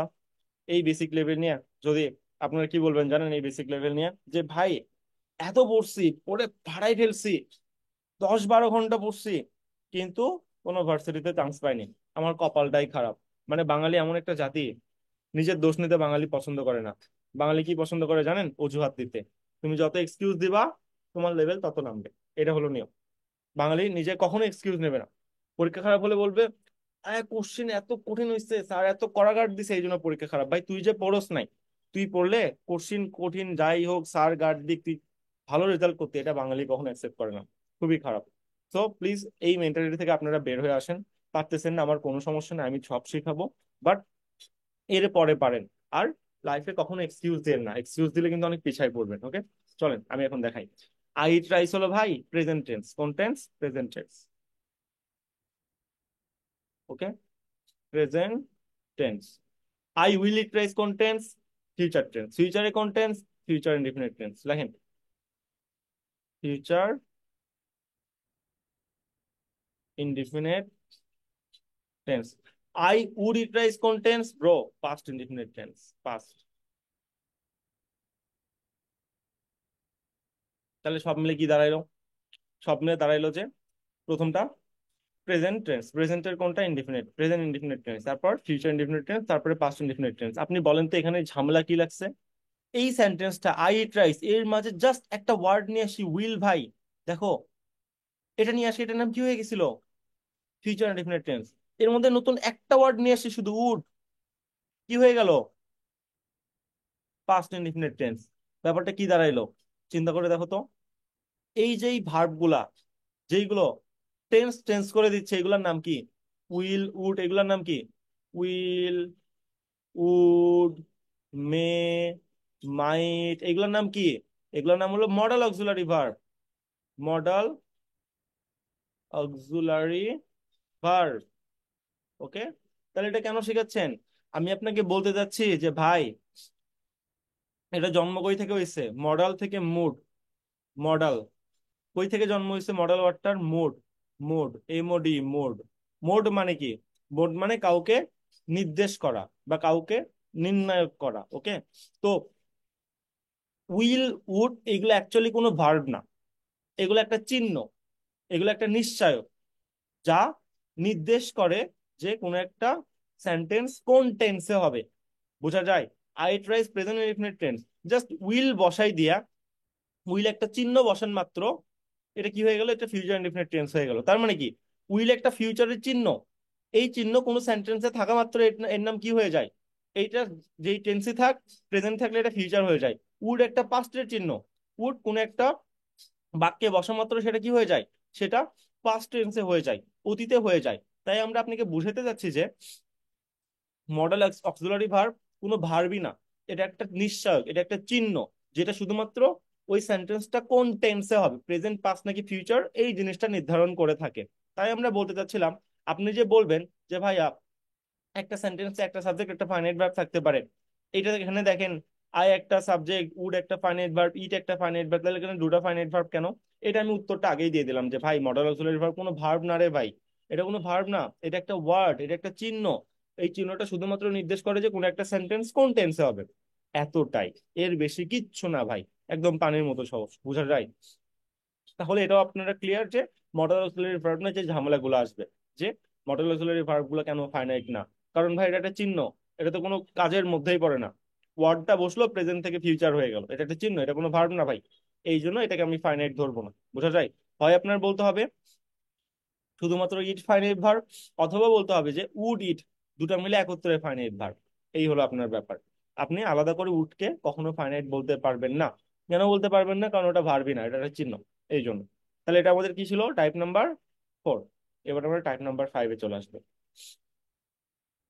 চলেন, আমাদের যে টাইপ নাম্বার 5 যেটা আছে, আচ্ছা, এটা তো আপনাদের অ্যাডমিশনের ক্লাস না, এসএসসির ক্লাস, এত কিছু লাগে না যদিও। তারপরে টাইপ নাম্বার 5 শিখাই, চলেন দেখি পারি কিনা। ওকে, আমরা দুটো জিনিস লিখবো। I have eaten rice. Okay, I had eaten rice. I had the war. Okay, I had had the war. কয়টা বাক্য লিখছি? 4টা বাক্য লিখছি। দেখি এইটা আমরা কে পারি, এইটা শিখলেই কাহিনী শেষ। বলেন। আই তো সাবজেক্ট, এটা সবাই জানি, এটা নিয়ে কোনো চিন্তা ভাবনা নাই।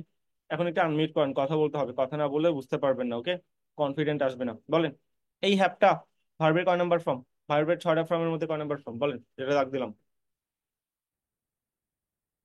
যে কেউ, এটা ভার্বের কয় নাম্বার ফর্ম বলেন?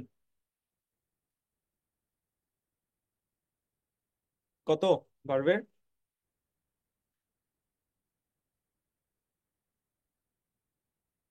কোথায়? অনেকেই তো আছি, আনমিউট করেন, এটা তো কথা বলতে হবে, কথা না বলতে আমি বুঝতে পারবো না কয় নাম্বার ফর্ম এটা। এই যে হ্যাঁ, B0। ভার্ব 0, ঠিক আছে, তো এইটা বলার জন্য তো টাইম লাগে, ঠিকই তো আছে। তাহলে এটা ভার্বের কয় নাম্বার ফর্ম? ভার্ব 0। ভার্ব 0 মানে কি? Base form. বেস ফর্ম মানে কি? প্রথম তিনটার মধ্যে, তার মানে এটা একটা ফাইনাইট ভার্ব। ওকে, এই সেন্টেন্সে একটা ফাইনাইট ভার্ব পেয়ে গেছি। ইটেন ভার্বের কয় নাম্বার ফর্ম বলেন? ইটেন ভার্বের কয় number form? Verb 3। Verb 3। Verb 3 মানে কি? Past participle. লেখেন, পাস্ট পার্টিসিপল। পাস্ট পার্টিসিপল মানে কি? এটা কয় নাম্বার? এটা ফাইনাইট গ্রুপ নাকি নন ফাইনাইট গ্রুপ বলেন তো? পাস্ট পার্টিসিপল নন ফাইনাইট গ্রুপ। নন ফাইনাইট গ্রুপের মধ্যে। ওকে, তাহলে এই সেন্টেন্সের স্ট্রাকচার কি মিলছে? একটা সাবজেক্ট, এই যে হ্যাভ একটা ফাইনাইট ভার্ব, একটা সেন্টেন্সে একটা সাবজেক্ট একটা ফাইনাইট বসানোর পর নন ফাইনাইট আপনি 100টা বসাবেন নাকি 200টা বসাবেন আপনার ইচ্ছা, কিন্তু আপনি একটা সেন্টেন্সে দুটো ফাইনাইট কখনো বসাতে পারবেন না। তাহলে এটা কি মিলছে? হ্যাঁ হ্যাঁ ভাই, মিলে গেছে, এই সেন্টেন্সটা তাহলে কারেক্ট। আমরা সেন্টেন্সটা দেখতেছি যে সেন্টেন্সটা আমরা চিনতে পারি কিনা, ধরতে পারি কিনা, সেন্টেন্সটা ভাঙতে পারি কিনা, এটা অনেক বেশি ইম্পর্টেন্ট। সেন্টেন্সটা ভাঙা কেবল শিখাচ্ছি, ওকে? নিচেরটাই আসেন। এবার বলেন তো চিন্তা করে। আচ্ছা আমি আগে লিখে দিই, কারণ আপনার বুঝতে সুবিধা হয়। Verb zero, verb one, verb two, verb three, verb four, verb five. Have group লিখতেছে, okay? Have, has, had, had, having, আর টু হ্যাভ। ওকে, এখানে আমি গোল দাগ দিলাম। ঝামেলা কোথায় লাগবে দেখছেন? এই দেখেন হ্যাভ গ্রুপের মধ্যে হ্যাড, এই সেডি হ্যাড, এটা ভার্ব টু, আবার হ্যাড এটাও ভার্ব থ্রি। ঝামেলা লাগছে না? তাহলে কখন ভার্ব টু কখন ভার্ব থ্রি? এটা তো ছোট একটা ব্যাপার তা কিন্তু না। ভার্ব টু আর ভার্ব থ্রি বলার মধ্যে অনেক বড় কনফিউশন লাগবে কেন? ভাই উপরের গুলা ফাইনাইট ভার্ব আর নিচের গুলা নন ফাইনাইট ভার্ব। জাস্ট এই হ্যাডকে যদি আপনি আইডেন্টিফাই না করতে পারেন যে হ্যাডটা ভার্ব টু নাকি ভার্ব থ্রি, আপনি ঝামেলায় পড়বেন না বলেন তো? ফাইনাইট থেকে নন ফাইনাইট হয়ে যাবে, মানে পুরা সেন্টেন্স ওলট পালট হয়ে যাবে। বুঝছেন এই এই ভার্বের মর্মটা কি? এবার এটা নিয়ে আমরা কথা বলবো, বলেন। এই যে আই হ্যাড ইটেন রাইস, এই হ্যাডটা ফাইনাইট নাকি নন ফাইনাইট বলেন? চিন্তা করে বলেন তো, এটা ফাইনাইট নাকি নন ফাইনাইট? ফাইনাইট। কেন ফাইনাইট?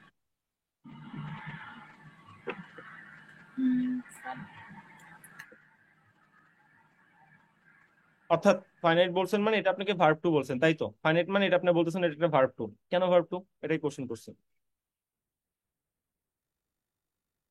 আচ্ছা আমি সহজ করে দিই, দেখেন। আজকে থেকে আপনি জেনে রাখবেন যে, সহজ কথা ভাই, সাবজেক্টের সবচেয়ে কাছে যে ভার্বটা থাকে এটা পৃথিবী উল্টাই গেলে একটা ফাইনাইট ভার্ব। একদম সহজ করে দিলাম, জান, সারা জীবনের জন্য।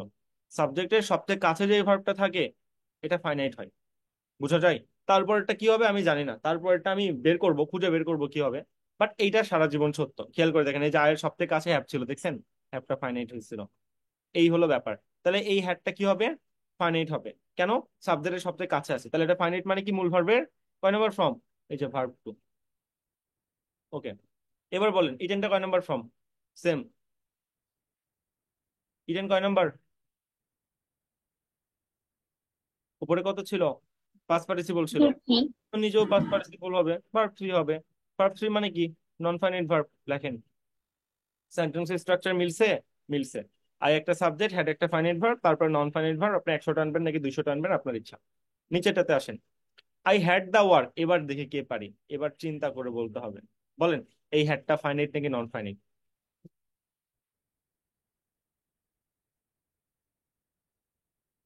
বলেন, একটা হিন্টস দিই। এই সেন্টেন্সে হ্যাড বাদে আর কোনো ভার্ব আছে? দেখেন তো, আর কোনো ভার্ব আছে? ভার্ব। ফাইনাইট। হ্যাড বাদে আর কোনো ভার্ব নাই, তার মানে এটা একটা সিম্পল সেন্টেন্স। একটা সিম্পল সেন্টেন্স মানে পৃথিবী উল্টায় গেলেও একটা সাবজেক্ট একটা ফাইনাইট থাকতেই হবে, এছাড়া সেন্টেন্সই হতে পারবে না। বলছিলাম একটু আগে। হ্যাঁ। তো এই সেন্টেন্সে হ্যাড বাদে ভাই আর কোনো ভার্ব নাই। তাই বলতেছি, দেখো আই একটা সাবজেক্ট, হ্যাঁ অবশ্যই এখানে ফাইনাইট ভার্ব। কারণ এই ভার্ব বাদে আর কোনো ভার্ব তো নাই। আর সেন্টেন্স গঠনের জন্য একটা ফাইনাইট ভার্ব লাগবেই, হাতে কোনো উপায় নাই আমাদের। তাই এই হ্যাডকে ফাইনাইট বললাম। অন্যভাবে চিন্তা করলে ভাই সাবজেক্টের সবচেয়ে কাছে যে ভার্বটা থাকে সেটা finite verb. As simple as that. But নিচেরটাতে ঝামেলা লাগবে, লাস্ট ঝামেলা। বলেন, I had had the work, কোন হ্যাড ফাইনাইট কোন হ্যাড নন ফাইনাইট বলেন? ধরেন এটা এক নাম্বার হ্যাড, সাবজেক্টের কাছেরটা হচ্ছে ফাইনাইট। এটা 2 নাম্বার হ্যাড। তাহলে আমরা জানি যে যদি দুই রকম দুই তিনটা ভার্ব থাকে, সাবজেক্টের সবচেয়ে কাছে যে ভার্ব সেটা ফাইনাইট ভার্ব। তাহলে এই হ্যাডটা ফাইনাইট। এই হ্যাডটা ফাইনাইট মানে কি? ভার্বের কয় নাম্বার রূপ এটা? ভার্বের 2 নাম্বার রূপ। এরপর এই হ্যাডটা কি? এই হ্যাডটা নন ফাইনাইট। কারণ ভাই একটা সেন্টেন্সে একটা সাবজেক্ট একটা ফাইনাইট তো পেয়ে গেছি, তাই না? এবার বাকি যেই ভার্বটা পড়ে থাকবে সেটা নন ফাইনাইট হবে না? এটা কি সেন্টেন্সের স্ট্রাকচার না? হ্যাঁ। তাই এটাকে বলতেছে মূল ভার্বের ভার্ব থ্রি, অর্থাৎ নন ফাইনাইট ভার্ব, NFV। এটা একটা নন ফাইনাইট ভার্ব। সেন্টেন্স স্ট্রাকচার মিলছে? মিলছে। এই যে I had had the work, আপনাকে যদি মুখস্থ বিদ্যাতে শিখাই, বলেন তো পাস্ট পারফেক্ট টেন্সের গঠন কি একটু বলেন তো? সাবজেক্ট প্লাস হ্যাড প্লাস মূল ভার্বের ভার্ব থ্রি, মনে পড়ে? সাবজেক্ট প্লাস হ্যাড প্লাস মূল ভার্বের ভার্ব থ্রি, হ্যাঁ। এই যে সাবজেক্ট প্লাস হ্যাড, এই হ্যাডটা ফাইনাইট, তারপর এই হ্যাড মূল ভার্বের ভার্ব থ্রি হিসেবে কাজ করতেছে, অর্থাৎ নন ফাইনাইট হিসেবে কাজ করতেছে। এতদিন আপনি যেই জিনিসগুলার সিকোয়েন্স কখনো মিলাইতে পারেন নাই, যেই জিনিসগুলো স্যারকে জিজ্ঞাসা করতে পারেন নাই, আশা করি অ্যাডমিশন পিরিয়ডে সেই জিনিসগুলো আপনার কাভার হয়ে যাচ্ছে। যে ফাইনাইট কি নন ফাইনাইট, ও আচ্ছা এভাবে গঠন করে, এত জোস। হ্যাঁ, ইংলিশ গ্রামার এতটাই সহজ, এতটাই সুন্দর। আপনার সামনে যদি কেউ কঠিন ভাবে উপস্থাপন করে, ভাই এটা তোমার ব্যর্থতা তার ব্যর্থতা। বাট ইংলিশ গ্রামার অনেক সহজ একটা জিনিস। তো আমাদের ভার্ব সম্পর্কিত যত রকম ঝামেলা ছিল সব রকম ঝামেলা ক্লিয়ার করলাম। আমি আরেকটা বেসিক পার্ট শিখাইতে চাই, যদি ইন্টারেস্টেড হয়। আমি আগে টপিকের নামটা বলি। আমি আপনাকে শুরুতে বলছিলাম যে আমি আপনাকে কোনো কিছু মুখস্থ করাবো না, মনে পড়ে? পড়ে। তো আজকে যে মুখস্থ করাইলাম, ভার্বের 6টা রূপ হয়। প্রথম তিনটা ফাইনাইট, পরের তিনটা নন ফাইনাইট। আপনার মনে কোশ্চেন জাগলো না যে ভাই প্রথম তিনটা কেমনে ফাইনাইট হয়, পরের তিনটা কেমনে নন ফাইনাইট হয়? হ্যাঁ হ্যাঁ, আন্দাজে মুখস্থ বিদ্যা শেখান, বুঝান এটা। এটা কি বুঝার ইচ্ছুক, বুঝতে ইচ্ছুক যে কেন প্রথম তিনটা ফাইনাইট, পরের তিনটা কেন নন ফাইনাইট? এই ফাইনাইট নন ফাইনাইট কনসেপ্টটা আসলো কই থেকে? যদি ইন্টারেস্টেড হন তাহলে এটা করাবো, আর না হলে এখন তো এইচএসসি পিরিয়ড, যখন অ্যাডমিশন পিরিয়ডে যাবেন, এইচএসসির পর অ্যাডমিশন পিরিয়ড, তখন অ্যাডমিশন পিরিয়ডে আপনি না বললে ওটা করাবো। কারণ এইচএসসি পিরিয়ড তো, তাই এখন এত প্যাচ দিতে চাচ্ছি না। আপাতত যতটুকু শিখছেন এতটুকু মাথায় নিতে অবস্থা শেষ হয়ে যাবে। আচ্ছা ঠিক আছে, ওই পার্টটা আমরা আপনাদের অ্যাডমিশন পিরিয়ড যখন শুরু হবে, এইচএসসি পরীক্ষার পর, তখন করাবো। ওই পার্টটা বাদ দেন, আপাতত যতটুকু শিখছেন এনাফ, মাস মোর এনাফ। এখন আমরা আমাদের স্লাইডে প্রবেশ করব। অনেক কিছু বুঝাইছে, স্লাইডে এসে এখন কি করব? এখন শুধুমাত্র এগুলো প্র্যাকটিস করব। চলেন প্র্যাকটিস করা শুরু করি। দেখেন, অবজেক্ট কেমনে চিন্তা হয়, কি কি লেখা আছে দেখেন তো। অবজেক্ট ভার্বকে কি বা কাকে দ্বারা কোশ্চেন করে যে উত্তর পাওয়া যায় সেটা অবজেক্ট। শিখাইছি? শিখাইছি। কমপ্লিমেন্ট কি? সাবজেক্ট আর অবজেক্ট সেম জিনিস হলে তার নাম কমপ্লিমেন্ট হয়ে যায়। রিশা ইজ এ স্টুডেন্ট, আর স্টুডেন্ট অবজেক্ট না, বলেন তো? হ্যাঁ। আর আর স্টুডেন্ট, ভাই আর স্টুডেন্ট পড়াচ্ছি, সেন্টেন্সের মধ্যে এ কে আ উচ্চারণ করা হয়। এ কে কি কি উচ্চারণ করা হয়? আ। মিনিং এর জন্য, সৌন্দর্যের জন্য, আর আর কিছু না। ওকে। ওকে। তো এখানে স্টুডেন্ট আর রিসা সেম জিনিস, সেম পারসন। যে স্টুডেন্ট সেই রিসা। তাই স্টুডেন্টকে আমি কি বলতেছি? এটাকে বলতেছি এটা একটা কমপ্লিমেন্ট। বোঝা যায়? এবার এটা অবজেক্ট হয়। অবজেক্ট হওয়ার পর দেখতেছি যে অবজেক্ট আর সাবজেক্ট সেম সেম জিনিস, হ্যাঁ হ্যাঁ, এই জন্য এটা একটা কমপ্লিমেন্ট। এক্সটেনশন কি? এক্সেপ্ট বাদ দিয়া object and complement. Object and complement বাদ দিয়ে সেন্টেন্সে যা থাকে সেটাকে কি বলা হয়? এক্সটেনশন বলা হয়। আছে এখানে, আছে? আছে তো। এই তো দেখো, আই টোল্ড, আমি বলেছিলাম এই যে হিম, তাকে। হিম বাদ দিয়ে সেন্টেন্সে যা আছে টু ডু দ্যাট, এটাকে আমরা কি বললাম? এটাকে আমরা ইএক্সটি, এক্সটেনশন বললাম। মিল পাচ্ছ? মিল পাচ্ছ? মিল কেন পাবো না বাবা? এখানে দেখো তো, I saw him walking. I একটা সাবজেক্ট, স মূল ভার্বের, verb two finite verb, him object. এবার বলো, সেন্টেন্সে যদি তুমি আর কোনো ভার্ব আনতে চাও সেটাকে আর ফাইনাইট বলা যাবে? না, একটা ফাইনাইট ভার্ব চলে আসছে না, স। হ্যাঁ। তাই আমি কি করলাম? এই ভার্বটাকে নন ফাইনাইট বানিয়ে দিলাম। নন ফাইনাইট ভার্বের কয় নাম্বার রূপ? প্রেজেন্ট পার্টিসিপল, অর্থাৎ মূল ভার্বের 4 নাম্বার রূপ। দেখছো কিভাবে সেন্টেন্স কাজ করতেছে? এতটা জোস। তারপর ভার্বের 6টা যে রূপ দেখালাম, base from, verb one, verb two, verb three, verb four, verb five. দেখছো? দেখছো? দেখছো তো?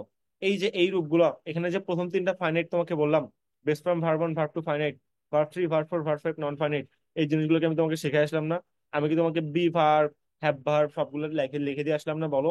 লিখে দিয়ে আসছি। এবার চলো ভার্ব ভাঙবো। ভার্ব ভাঙলে কয় প্রকার? 2 প্রকার। একটা হলো ফাইনাইট ভার্ব, একটা হলো nor, non, N O N, non, non finite verb. তাই না?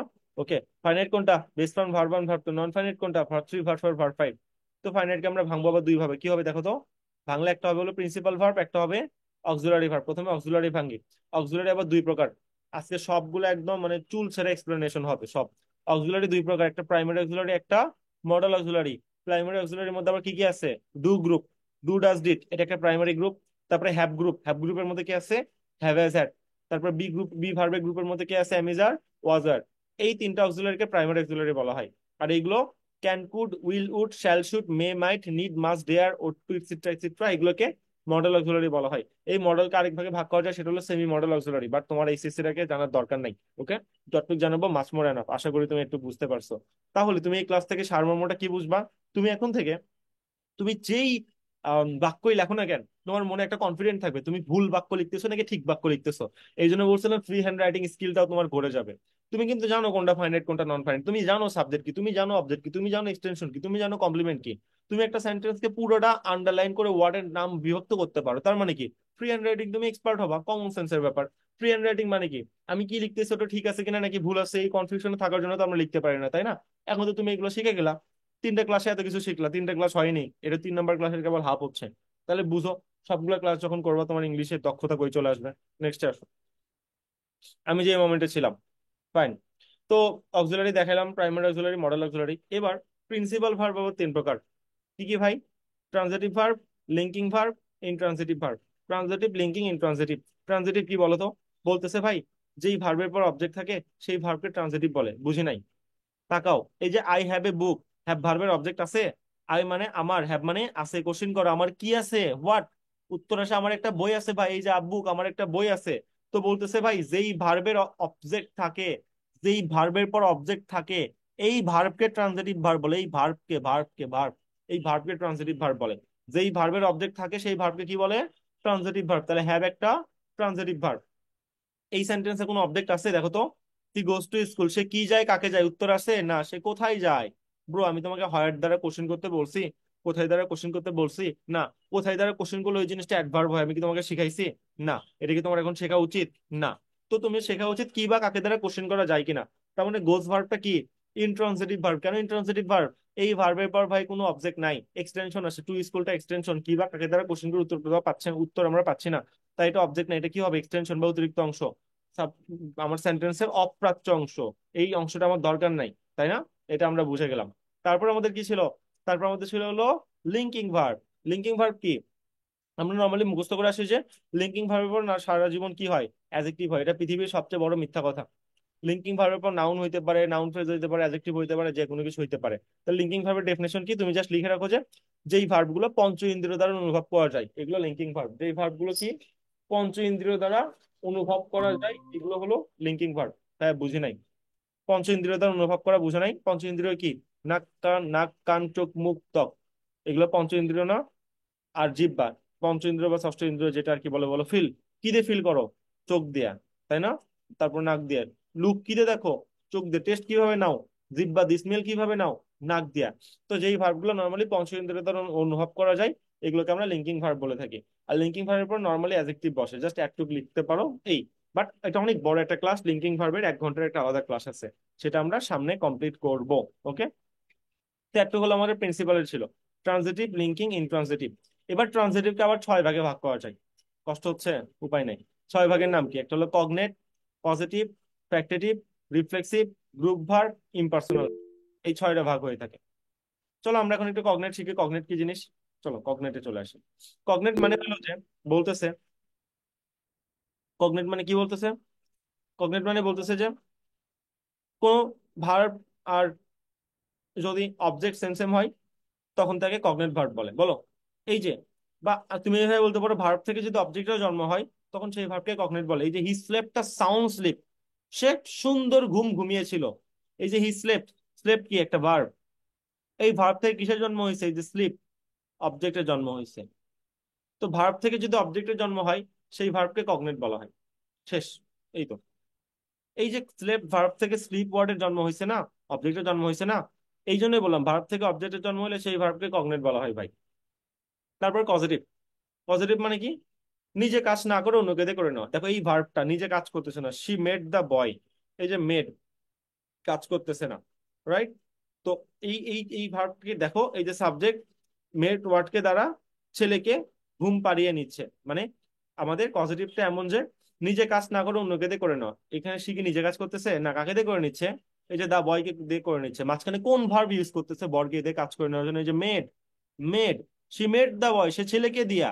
এই যে মেড ভার্বটা নিজে কাজ না করে বয়কে দিয়ে কাজ করে নিচ্ছে, এই জন্য মেড ভার্বটাকে আমরা কি বলতেছি? এটাকে বলতেছি আমরা একটা পজিটিভ ভার্ব। মানে যেই ভার্ব কিছু পাওয়ার আছে, নিজে কাজ না করে অন্যকে দিয়ে কাজ করে নিতে পারে, তাকে আমরা কি বলি? পজিটিভ বলি। তাহলে মেয়ের একটা পজিটিভ।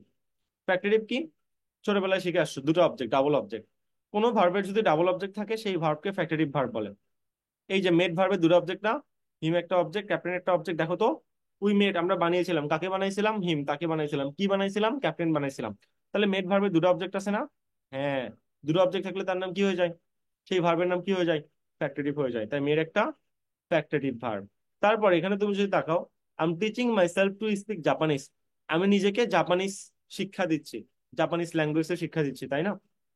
বলো, রিফ্লেক্সিভ ভার্ব কিভাবে চিনবা? বলতেছে যে কোন একটা সেন্টেন্সের মধ্যে যদি রিফ্লেক্সিভ প্রোনাউন থাকে তাহলে ওই ভার্বকে রিফ্লেক্সিভ ভার্ব বলে। এই দেখো, এই যে I M teaching my self, এই সেন্টেন্সে রিফ্লেক্সিভ প্রোনাউন আছে না? হ্যাঁ। তাহলে এই যে এম টিচিং, এটা কি হবে? এটা রিফ্লেক্সিভ ভার্ব। এই যে এম টিচিংটা রিফ্লেক্সিভ ভার্ব। এই সেন্টেন্সে যেহেতু এই যে মাই সেলফ রিফ্লেক্সিভ প্রোনাউন আছে, তাই এম টিচিংটা কি হবে? এটা রিফ্লেক্সিভ ভার্ব হবে। এই হলো ব্যাপার। এই জন্য আমরা বলতেছি যে এই যে এম টিচিং এখানে একটা রিফ্লেক্সিভ ভার্ব। কেন?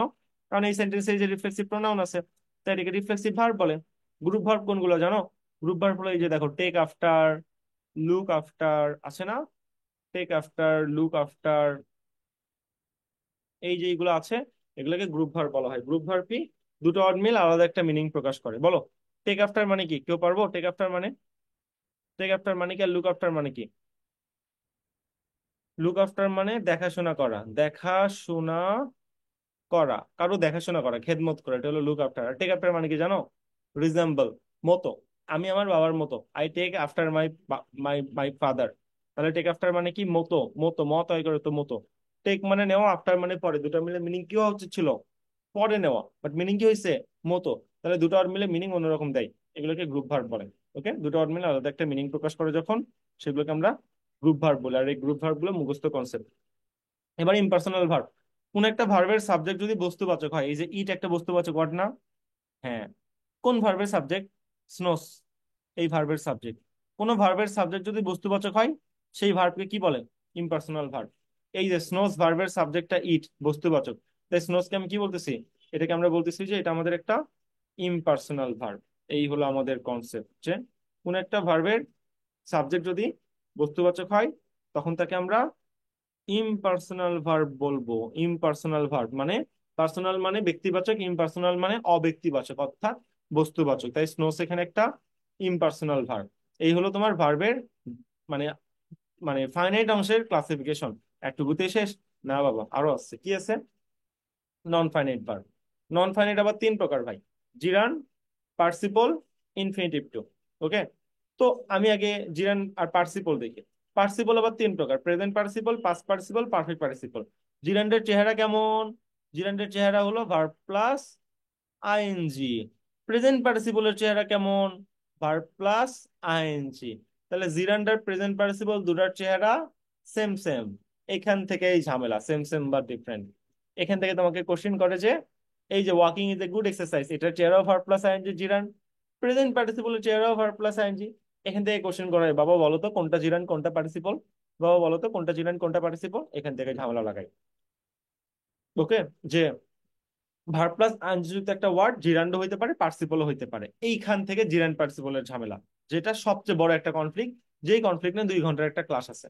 তাহলে জিরান্ড পার্সিপলের 2 ঘন্টার ক্লাস আছে। আপাতত তুমি শুধু শেখো জিরান্ড নাউন পজিশনে বসে। নাউন পজিশন কোনটা কোনটা এখনো শেখাইনি।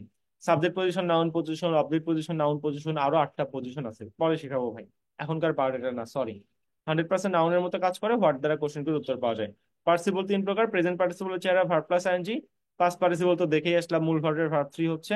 আর পারফেক্ট পার্টিসিপল কি? হ্যাভিং প্লাস মূল ভার্বের ভার্ব থ্রি। এটাকে পাস্ট পারফেক্ট পার্টিসিপল বলা হয়। কেমন? Having done the work, having done, এই যে হ্যাভিং ডান দা ওয়ার্ক, এই যে হ্যাভিং ডান লিখলাম, having done the work I went out, কাজটা করে আমি বাইরে গিয়েছিলাম। এই যে হ্যাভিং ডান যদি দাগ দেয়, তোমার বলতে হবে এটা একটা পারফেক্ট পার্টিসিপল, কারণ হ্যাভিং প্লাস মূল ভার্বের ভার্ব ছিল, সেটাকে আমরা কি বলি? সেটাকে আমি পারফেক্ট পার্টিসিপল বলে থাকি। তারপর ইনফিনিটিভ তো কয় প্রকার? 6 প্রকার: full infinitive, bare infinitive, simple infinitive, noun infinitive, gerundial infinitive, perfect infinitive, split infinitive. এগুলো কি তোমাকে আজকে আমি শিখাবো? না। এই ইনফিনিটিভ নিয়ে তো 1 ঘন্টার একটা আলাদা ক্লাস আছে ভাই। তো যখন 1 ঘন্টার ক্লাস করাবো বাবা, তখন তোমাকে ওটা শিখাবো। তো আপাতত তুমি যতটুকু দেখলা, এটা হলো ভার্বের জাস্ট ট্রেলার। ট্রেলার বুঝো? ভার্বের কিছু ঢুকিয়ে নি আমি এখনো, ভার্বের জাস্ট হাতে খড়িও দেখি দেইনি। এটা হলো ভার্বের একটা ট্রেলার। এই ট্রেলারে তুমি কি বুঝলা? একটা সেন্টেন্স কিভাবে কাজ করে, একটা সেন্টেন্সের স্ট্রাকচার কিভাবে কাজ করে, আমরা কিভাবে একটা বাক্য লিখতে পারবো, ট্রেন্স জন্ম কিভাবে হইলো, কোনটা ফাইনাইট হবে কোনটা নন ফাইনাইট হবে। তোমাকে আরেকটা জিনিস আমি শিখাইনি, সরি, এই জিনিসটা আমি একটু শিখাই দিই তাহলে ভালো হবে। ওকে, আর এটা কি শিখাইনি? আর এটা শিখাইনি যে এইটা দেখো, আই হ্যাভ এ বুক। তোমাকে আমি প্রিন্সিপাল ভার্বটা শিখাইনি। ওকে, প্রিন্সিপাল অক্সিলারি শিখাইনি। আই হ্যাভ এ বুক এটা একটু শিখাই দিই, ভালো হবে। বলো, এই সেন্টেন্সে হ্যাভটা প্রিন্সিপাল ভার্ব নাকি auxiliary verb? I have a book, কে পারবো? প্রিন্সিপাল নাকি অক্সিলারি? হ্যাভ তো নর্মালি অক্সিলারি, বাট এখানে কি প্রিন্সিপাল নাকি auxiliary? I have a book, কে পারবো? I principal. Have a book, এটা নিয়ে একটু ঝামেলা হবে। ওকে, প্রিন্সিপাল অক্সিলারি নিয়ে আমি একটু দেখাই। I have been eating rice for 3 hours. I have been eating rice for 3 hours. Okay, fine. দেখো, শর্টকাট কথা, এখানে আগে একটু দেখাই প্রিন্সিপাল আর অক্সিলারি বের করার নিয়ম। সেন্টেন্সের মুখ্য কাজ যেটা, এটা হলো প্রিন্সিপাল, বোঝা যায়, আর বাকি সব অক্সিলারি। বলো, এই সেন্টেন্সে I have been eating rice for 3 hours, মূল কাজ কি এই সেন্টেন্সের? I have been eating rice for 3 hours মুখ্য কাজ কি এই সেন্টেন্সে? মূল কাজটা কি এই সেন্টেন্সে? I have been eating rice for 3 hours মূল কাজ কি বলেন তো? মেইন কাজ কি? কি হচ্ছে এই সেন্টেন্সে? কি হচ্ছে মেইন কাজটা? কি করতেছে এই সেন্টেন্সে? খাওয়া হচ্ছে, তাহলে ইটিং, এটা মুখ্য কাজ। তো যেটা মুখ্য কাজ এটা হলো ভাই প্রিন্সিপাল ভার্ব, তাহলে ইটিংটা প্রিন্সিপাল ভার্ব। ওকে, প্রিন্সিপাল বাদ দিয়ে সেন্টেন্সে যা পড়ে থাকে সব অক্সিলারি, তাহলে অক্সিলারি কোনগুলা? এই যে হ্যাভ বিন, এটা হলো অক্সিলারি। অক্সিলারি, AUXILIARY, এটাকে আমরা কি বলবো? হ্যাভ বিন কে একটা অক্সিলারি ভার্ব বলবো। ওকে, এখন যদি জিজ্ঞাসা করি হ্যাভ কোন অক্সিলারি বা main auxiliary, MAIN, main auxiliary. Been কোন অক্সিলারি? এটাও মেইন অক্সিলারি। ওই যে be, be verb have verb সব মেইনের মধ্যে ছিল। ওকে, ঠিক আছে, এই হলো প্রথম কাহিনী। সেকেন্ড কাহিনী কি? একটা সেন্টেন্সে যদি অক্সিলারি ভার্ব একা একা বসে, তখন সেটাকে আমি কি বলবো? তখন সেটাকে আমি প্রিন্সিপাল ভার্ব বলবো। এখানে আবার ঝামেলা আছে, একটা হলো ব্রিটিশ গ্রামার, একটা আমেরিকান গ্রামার। লেখেন British versus American, British versus American, দুটা গ্রামার নিয়ে ঝামেলা আছে। আমেরিকান, ওকে, আমেরিকানরা বলে যে একটা সেন্টেন্সে যদি অক্সিলারি ভার্ব একা একা বসে, হ্যাভ বাদের কোনো অক্সিলারি ভার্ব আছে না, তখন এটাকে, এটা যদিও অক্সিলারি ভার্ব, বাট এখানে এটা আসলে মেইনের মতো কাজ করতেছে, এটা মেইন ভার্ব, অর্থাৎ মেইন মানে প্রিন্সিপাল ভাই, এটা প্রিন্সিপাল, PRINCIPAL। ওকে, এটা কারা বলে? এটা আমেরিকানরা বলে। অক্সিলারি ভার্ব সেন্টেন্সে একা একা থাকলে তখন তাকে তুমি প্রিন্সিপাল বলবা। ব্রিটিশরা কি বলে? বলে যে না, এ তো অক্সিলারি জাত, যতই একা একা বসুক এ অক্সিলারি ছিল, অক্সিলারিই থাকবে। ব্রিটিশরা এটাকে কি বলে? ব্রিটিশরা বলে না, অক্সিলারি ভার্ব সেন্টেন্সে একা একা যতই থাক এটা কি হবে? এটা অক্সিলারি হবে। AUXILIRY, এটা অক্সিলারি হবে। এ তো মহা যন্ত্রণা, আমরা মহা ঝামেলার মধ্যে পড়লাম। তাহলে আমরা এখন কি করব? এখন বাংলাদেশ কাকে ফলো করবে? ব্রিটিশকে নাকি আমেরিকাকে? বাংলাদেশ এই জায়গাতে আমেরিকাকে ফলো করে। বাংলাদেশের যে কোনো ভার্সিটি এক্সামে বা প্রতিযোগিতামূলক এক্সামে আপনাকে যদি জিজ্ঞাসা করে I have a book, auxiliary verb sentence এক একা আসে, আপনার কি বলতে হবে? আপনার চোখ বন্ধ করে বলতে হবে এটা একটা প্রিন্সিপাল ভার্ব, এটা একটা প্রিন্সিপাল ভার্ব। এখানে আপনি আমেরিকান গ্রামারকে প্রতিনিধিত্ব করবেন, ঠিক আছে? ব্রিটিশ দিয়ে এটা অক্সিলারি হয়, আমেরিকান দিয়ে প্রিন্সিপাল হয়, বাট আপনি আমেরিকানের দিকে যাবেন কারণ বাংলাদেশ আমেরিকাকে এখানে ফলো করে, আপনার হাতে করার কিছু নাই। ওকে, এই হলো ব্যাপার। আর শুধুমাত্র হ্যাভ যদি আলাদাভাবে জিজ্ঞাসা করে কোনো সেন্টেন্স ছাড়া, তখন তো ভাই অক্সিলারি ভার্ব হবে, তখন আর দেখার কি আছে, রাইট? বা যদি সেন্টেন্সে প্রিন্সিপাল ভার্ব থাকে তার সাথে থাকে, তাও অক্সিলারি হবে। এটা ঝামেলা তখন যখন অক্সিলারি ভার্ব সেন্টেন্সে একা একা থাকবে, তখন এই ঝামেলাটা। ওকে, যেমন এই যে I am Abir, I am Abir, এমটা অক্সিলারি ভার্ব নাকি প্রিন্সিপাল ভার্ব? আমেরিকান গ্রামার অনুসারে প্রিন্সিপাল, বাংলাদেশের প্রিন্সিপাল অ্যাকসেপ্ট করে, ব্রিটিশ গ্রামার অনুসারে এটা একটা অক্সিলারি ভার্ব। শেষ, এই হলো ব্যাপার। অক্সিলারি আর প্রিন্সিপালের মধ্যে ঝামেলা, যে জিনিসটা আপনাকে অনেক বড় মানে মার্ক কাটা যাওয়া থেকে বাঁচাই দিবে। একটুকু আমরা করলাম এইচএসসি বেসিক, অ্যাডমিশন বেসিক 90% দিয়ে দিছি, 10% দিইনি। এই 10% কখন পাবেন? এইচএসসি পর এই ক্লাসগুলো আবার হবে, নাউন প্রোনাউনের ক্লাস আবার হবে, তখন দেখবেন কত ডিপে চলে যাওয়া হয়, তখন এই এই জিনিসগুলো আপনি পাবেন। সো একটুকু ছিল আজকের ক্লাস সম্পর্কে। আরো যদি কোনো কোশ্চেন থাকে করতে পারেন, অথবা আমরা ক্লাস শেষ করব, কারণ 8:25 বাজে। 9টা থেকে সেকেন্ড টাইমারের ব্যাচে আলাদা ক্লাস আছে, ওদের ব্যাচে আজকে নাউন পড়ানো হবে। যে নাউন আপনাদের 1 ঘন্টা 10 মিনিটে পড়াইছি, এই নাউন ওদের 3 ঘন্টা ধরে পড়ানো হবে। তার মানে বুঝেন ওখানে কতটা ডিপ বেসিক দেওয়া হবে। So that's all about our class. আশা করি বুঝতে পারছেন। স্লাইড তো দিয়ে দিব। আর আপনি যদি প্র্যাকটিস করতে চান, করতে চান আবার কি, করতে তো হবেই, তাহলে আপনি কি করবেন? আপনাকে যখন আমি স্লাইডটা দিব আপনি এটা ওপেন করবেন। ওকে, এই verb practice, tense and verb practice click করবেন, ঠিক আছে? ক্লিক করার পর এই যে দেখবেন কতগুলা আমি এখানে প্র্যাকটিস দিয়ে দিছি বই থেকে, দেখতেছেন? এইখান থেকে আপনি প্র্যাকটিস করবেন। আর আপনার কাছে যদি মাস্টার গ্রামার থাকে, আমি তো বুক লিস্ট দিয়ে দিলাম ঢাবির জন্য, এই বইটা কিনা বই থেকে প্র্যাকটিস করবেন। আপনার মানে সফট কপির চেয়ে হার্ড কপি নিয়ে পড়া অনেক বেশি পরিমাণ ভালো, এটাতে আপনি 10 গুণ বেশি পরিমাণ আগাই থাকবেন, এই থিওরিতে আমি বিশ্বাস করি। আশা করি বুঝতে পারছেন। ক্লাস স্লাইড আপনাদের দিয়ে দেওয়া হবে, এখানে কোনো চিন্তা করতে হবে না। আবার দেখা হবে নেক্সট ক্লাসে।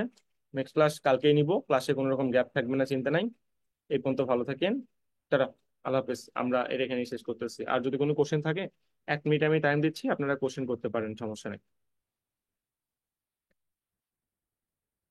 আশা করি ভার্বের ক্লাসটা বুঝতে পারছেন যে ভার্বের আপনি কত কিছু কম জানতেন, এখন কত বেশি জানতেছেন। ওকে, টাটা। আই থিঙ্ক কারো কোনো কোশ্চেন নাই। আল্লাহ হাফিজ, দেখা হবে নেক্সট ক্লাসে।